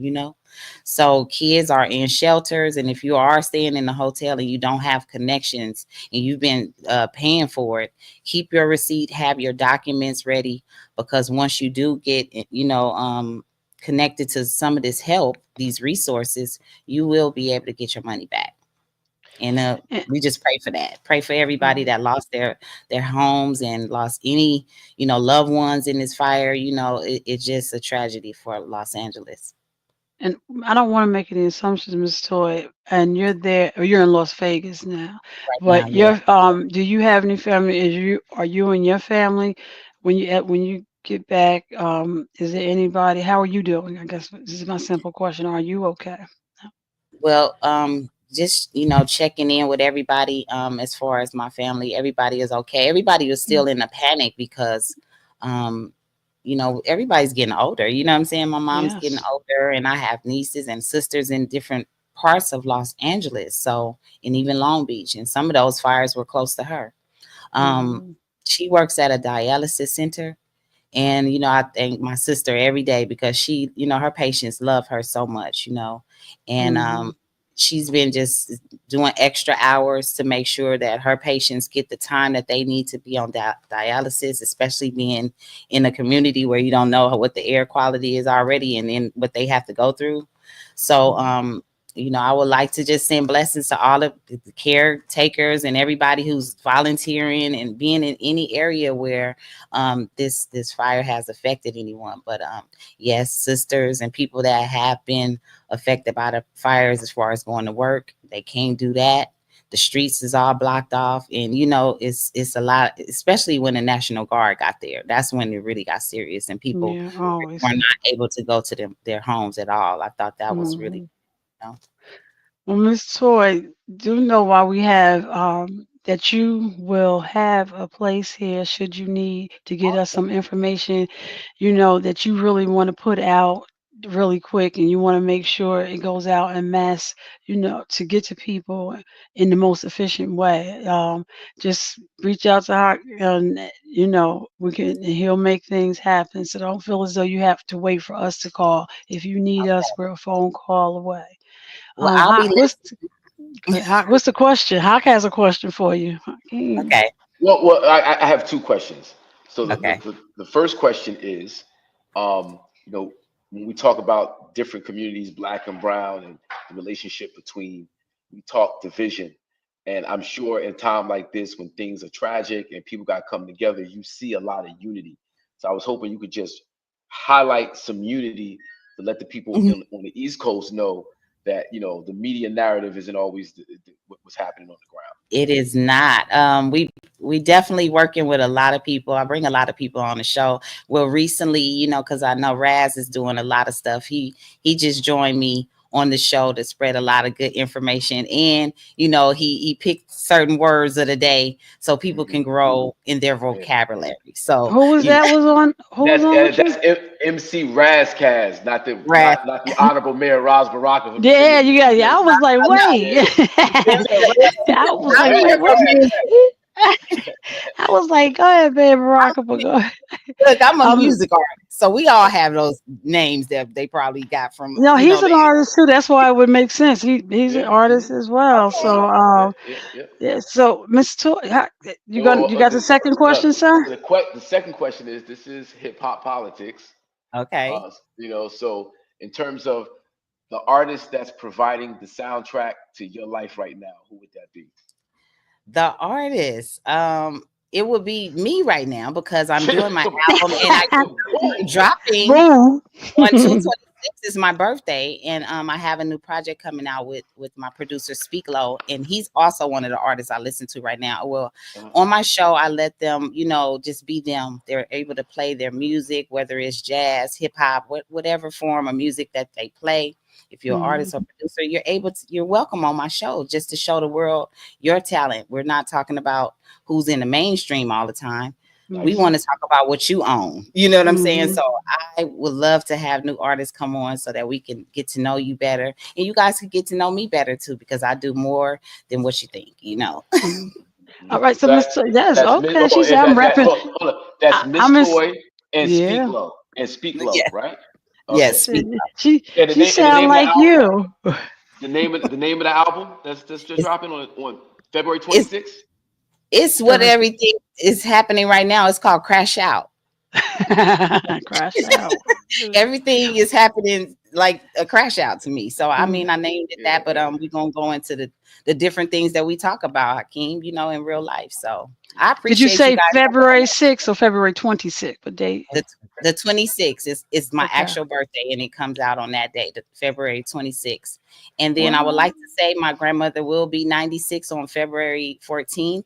Beautiful. And I would say early you know, salutations to all my loved ones. And thank you, Hakeem, for having me. I will be tuning into your show and sending links to my loved ones so that they can hear more information. And then I got to do my own homework right now. You know what I mean? Yeah, and get you I left you a link in the chat, so make sure you write that down for yourself. And give one more shout out to the Lovely Radio Show, please. Lovely Radio Show every Wednesday and Thursday, 7 p.m. Pacific Standard Time on Twitch and also YouTube. You can go to the Lovely Radio Show and follow us. we're all about music, and we're all about different things to learn with each other every day. So your community is my community. Love right. it. Well, thank Love it. you. Thank you, Thank you, guys. Queen.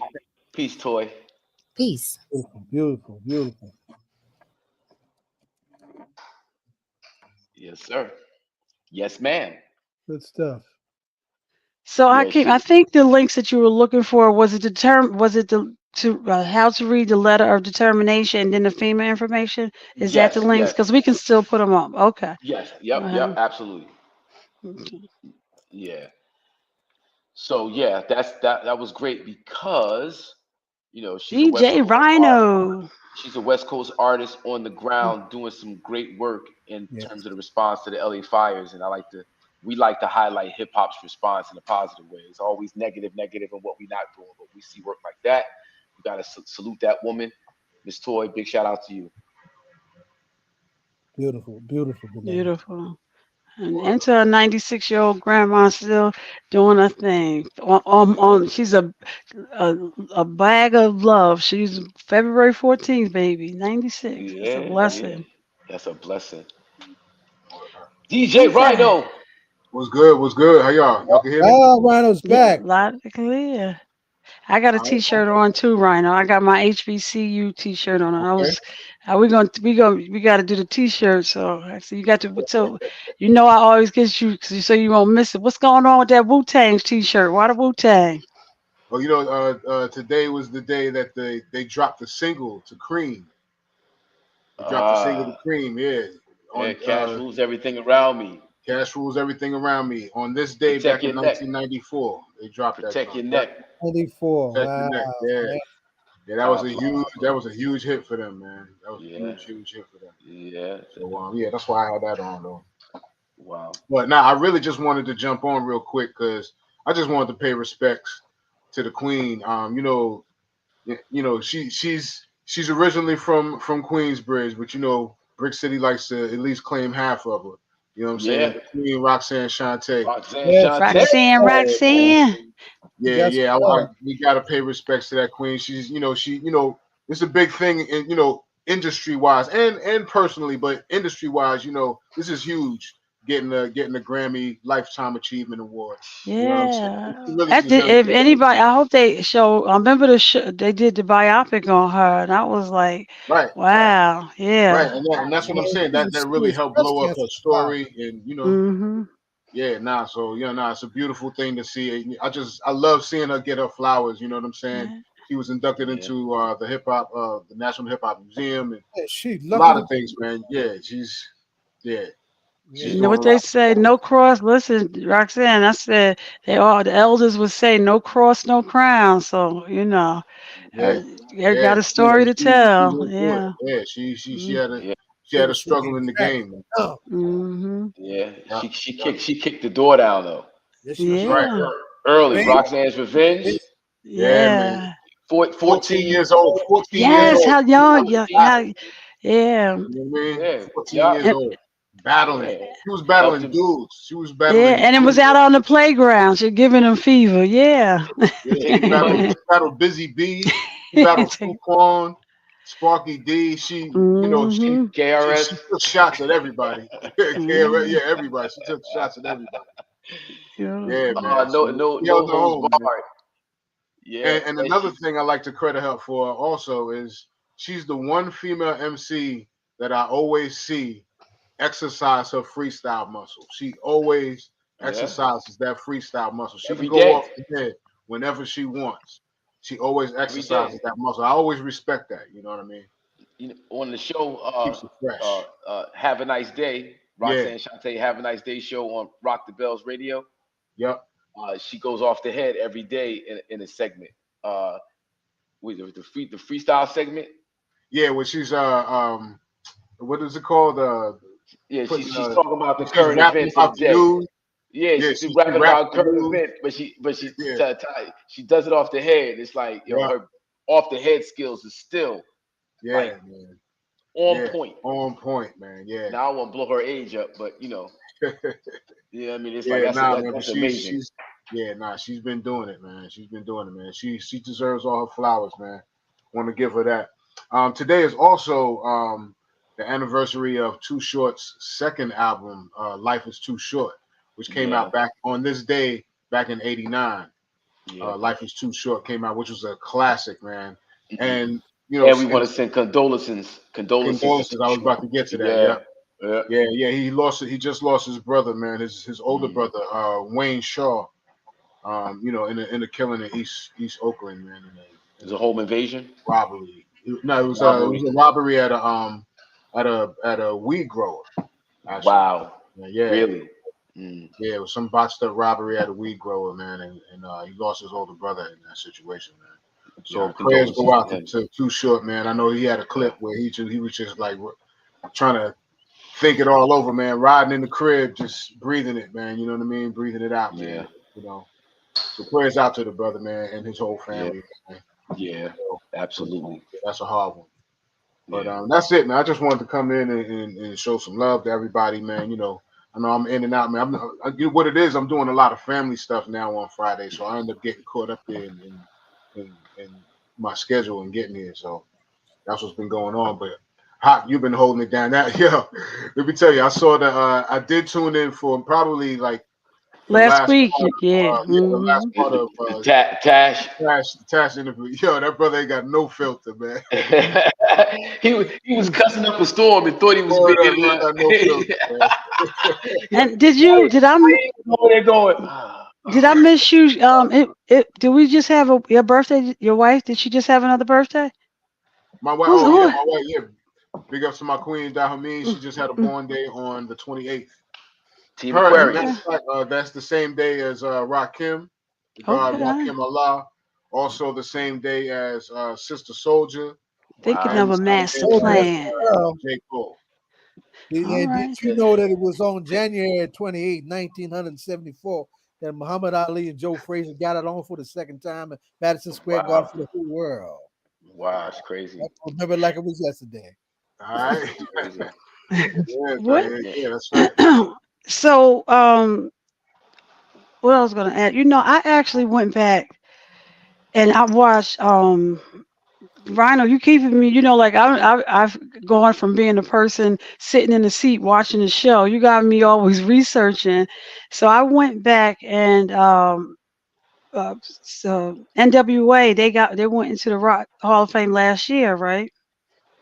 Was it last year? I thought it was a couple of years ago. But yeah, it was recent though. Yeah, but what made me think about, the first album, I didn't realize how independent, and I know everybody always talks about how they try to censor them and shut them down, and just think how they kept pressing, and they were babies pretty much in a lot, because they were just coming out of, and the lyric that made me pay attention to was how they showed it in the movie is when Ice Cube or when Dr. Dre goes out to talk to his children's mother, and then they all had came out, they were eating burgers, and then the police, it was in Torrance, and the police threw him on the ground, and it inspired him to go do the F the police. But he was like, one of his lyrics, you just think a teenager is selling narcotics. And I was like, they're teenagers, and that was how they put everything together. And, they went through some challenges, but just think, had they been scared, because I know that first lawyer tried to tell them, don't fight the FBI, but they fought and were successful. And now because of them, maybe we all recognize with the first, because they were really young and they understood, that I can speak and talk, and how their parents, it was something. So it's, what was important to me about NWA was that, even though I was more big on what was happening with Public Enemy here in the Northeast, like that was like the message that I was on more than what the NWA was bringing. But it really helped people like myself on the Northeast understand that there were kids on the West Coast that were going through the same stuff that we were dealing with when it came down to the police and stuff like that. You know what I mean? They were dealing with some of the same issues that we had, and it was good to know that it wasn't just us. It was good to know that we had some kind of relation with that. You know what I mean? And I thought about Hakeem, and how. Okay, go ahead. No, I was thinking about Hakeem, how he was at the table, and so one time, and they said you weren't black enough. And then they had the same experience. We need you to, how they tell you is how, I guess you were saying, Hakeem, how somebody who doesn't look like you are telling you you're not acting, enough and everything. But and Well, for your guys to be so young, y'all really handled that situation. So well. Here's the thing though. So I didn't get into West Coast hip hop until mhm. King T in the Licks, Mm-hmm. right? Yeah. When Yeah. NWA dropped, it was like listening to rap music from 82, 83 with using profanity as shock value. Mm-hmm. I got, the record After Police was the messaging was great. But in terms of the other messages, for the most part, I wasn't really with it. Yeah, because there was a lot of Blowfly, Rudy Ray Moore type of stuff. Yeah. So niggas with attitude, Mhm. I wouldn't use the N word for like 10 years. Mhm. Mhm. But like if you said it, we had an argument. There was pushback. It was a Mhm. 15, 20-minute argument over, don't use the word, the B Mhm. word, the N word. We're not doing that. We got to raise our sisters up. We got to. Right. So when the came with the over usage of the N word, and then it was like glorifying a lot of the negative stuff.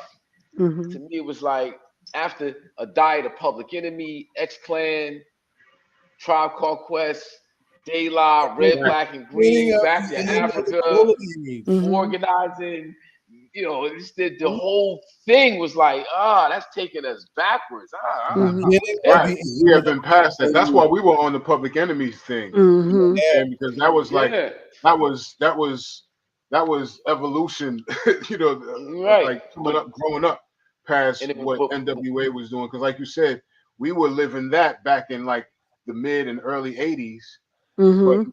not with all of the crazy, Mhm. profanity and all that stuff. But we were living some of that, that street gangster stuff. We were Mhm. all in that mentality in the early 80s. And then we got some consciousness about ourselves. And we were on the Mhm. Public Enemy and X Clan and Poor Righteous Mhm. Teachers. You know what I'm saying? Yeah, people, yeah. poor We got righteous, people. Yeah, and that's So what they was, and even but and the thing, when his son went to play his father, speaking of Ice Cube, O'Shea said it was hard because his father shielded him from negativity. So, and his father bared the brunt of kicking down the door. So to get like the scene, to get angry, what was he gonna get angry about? Because the water in the pool wasn't the right temperature. He had to find the energy and to who's saying this?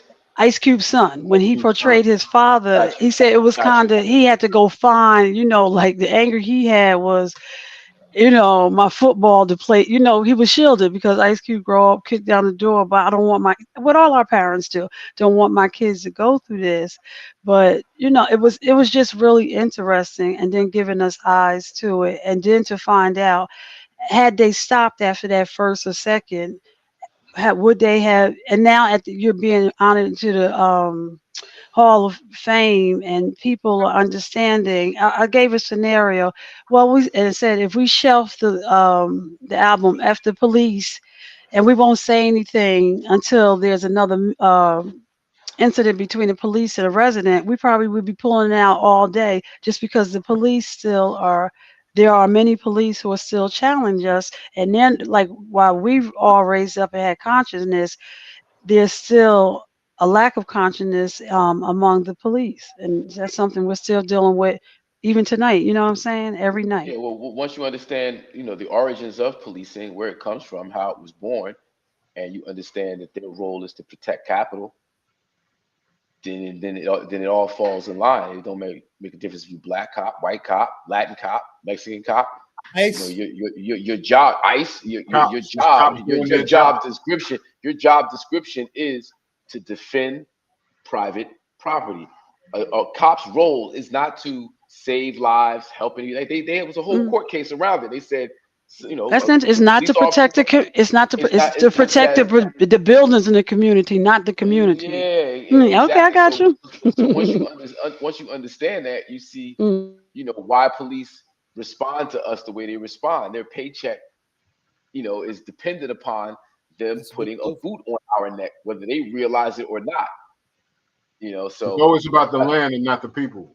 Yeah, it's like, all cops aren't bad, but yeah, if you can go witness crime, doesn't that make you a part of the crime? Okay, well, there's tons of good cops who know a lot of criminal behavior by other police officers, and they don't clean it up. So, what does that mean? Well, Hawkins, Rhino, this is y'all as y'all begin to wind up. I'm just going to do the first two announcements. All roads lead to Source of Knowledge on Broad Street, right at the corner of Broad and Williams, for the book signing for Larry Ham, 12 noon to 3. And then from there, we'll be headed over to Route 22 to Costco, while we'll be there to support that. While after this administration was sworn in, they dismantled DEI. Costco pushed back, and they are keeping their DEI program. So Al Sharpton is asking us to meet him over at the Costco's in Union on 22, so we can show them their support for trying to support continuing to support the community. Nice. Buy-in. That's what it's about. Mm-hmm.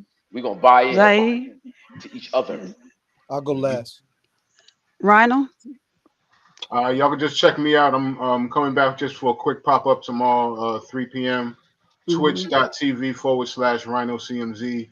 I'm going to be doing a redo of the Hidden Figure Spotlight that I did on Vinya Mojica, because I got a bunch of more music that I was supposed to add to that set. So I'm going to be redoing that set tomorrow. Again, this is Vinya Mojica, who was down with she was basically down with the native tongues, basically. And and she contributed a lot of vocals and did a lot of work, man, but never really got her true just due. So I'm going to give her like a tribute to her tomorrow, starting at 3 p.m. So that's twitch.tv/Rhino CMZ at 3 p.m. Thank you. That's awesome. That's dope right there. Vinya Mojica. Salute to you, Rhino. That's dope. Word up. Yeah, I did 3 of them. I did Vinya Mojica, I did Yummy Bingham, and I did Latoya Williams. Nice. Yeah, I'm gonna be doing. Well, and Hakeem, it looked like you just posted a save the date, 8/22, 8/23/25. Okay, go ahead. 24 hours apiece, 2025, August 22nd, 23rd, right there on Central Avenue, between South 10th and all the way down to West Market, where West Market starts. Right to West Market. Okay. Yeah, we doing it right there. That's what we did it last year. We're gonna take it right back to that area. Big shout out to Westward Councilman Do It All Kelly. That's his ward. Big salute to the entire City Council of Newark, New Jersey. No doubt, of course, the mayor. That's what we're doing, August 22nd, 23rd. And I need everybody to go to HakimGreen.com. HakimGreen, HakimGreen.com, and go see the new video, This Ya, otherwise known as Don't Sell Your Ass. And you can download it for free off the website. Okay. And we're going to have to come back and talk about the background, and actually talking about earlier being in the background. You don't always have to be at the mic. There's a lot of work because your videos are so artistic. So we're going to talk about that on the next couple of weeks. You have beautiful videos. Zaid, take us out. You're welcome, sir. Well, this August 20th, that's Black August 22nd, the anniversary of the launching of the physical hostilities of the Haitian Revolution. The 23rd is the anniversary of the birth of the late, great, most feared, implacable Russell Maroon Schultz. This year is the centennial of Malcolm X. A lot is coming on. The 21st will be the 60th anniversary of the assassination. We're going to be doing an action at the not the Harlem State Office building, the Hotel Teresa in Harlem on the 21st of February, where Malcolm met Fidel at the top of the 1960s, right? It's going to be a powerful afternoon of Black and Cuban solidarity. That evening will be at the Shabazz Center. On the 15th of February, oh my God, my folks down in Frontier International in Plainfield is going to host Bill Davis doing a talk on Malcolm. Our next event virtually, well, in terms of Revolutionary Fourth Sundays, will be February 23rd, Lessons of the Assassination with Baba Zach Kando, who gave us the definitive treatment of the assassination called Conspiracies. He's updating that with an additional 150 pages. So look for that live on Facebook and YouTube Sunday, the fourth Sunday, Revolutionary Fourth Sunday, February 23rd at 3 p.m. And tomorrow, Don, I did the afterward to Adima's book. I'll be there for the Okay. book. I did the So afterward. meet us. So by any means, as he said, Malcolm X, by any means necessary, meet us at Source of Knowledge tomorrow at 12 noon. And that's at Broad Street in Williams. 867 Broad Street. 867 Broad Street. And thank all our guests. We want to thank Reverend Marques Lewis for bringing us our NFL players from Newark to let us know about the Super Bowl's coming up, the NFL, how they made it. So we want to thank Tahir, Jonathan, Ihmir for coming out, and of course Reverend Lewis for thanking us. We also want to thank Asia Norton for bringing her guests on from the AKA about buying. Divine Nine, Greek Wear, Black Greeks Matter, and you think on for there, Zaid? Yes, and of course, Nedia Morsey from Make the Road, New Jersey, very proud of her and the work that they've been done. They're all up and down the state, but they were actually right next door in Elizabeth, New Jersey. That's where their major base is, but they've been putting in some serious work trying to protect the people. We're very proud of Nedia. And pay attention to the All Politics the Local Facebook page for all of this information to be posted. And who'll have the last word? Is that you, Hawk? You're muted, Hawk. You're muted. We can't hear you. Miss Tori saw Rhino hop on the show. She said, "That's crazy. I got my Wu-Tang shirt on too." Yeah. So we tell her, ask her to send us that page, and we'll snap this and we'll throw it up on the Facebook page. So send that picture over to Jonathan. Okay, look at that. Hip hop minds think alike, huh? All right, we got to wrap it up, y'all. Next week, we're waiting for you. Go ahead, wrap it up. Same place, same time, same beat, and you don't stop. Rafisa, it's on you.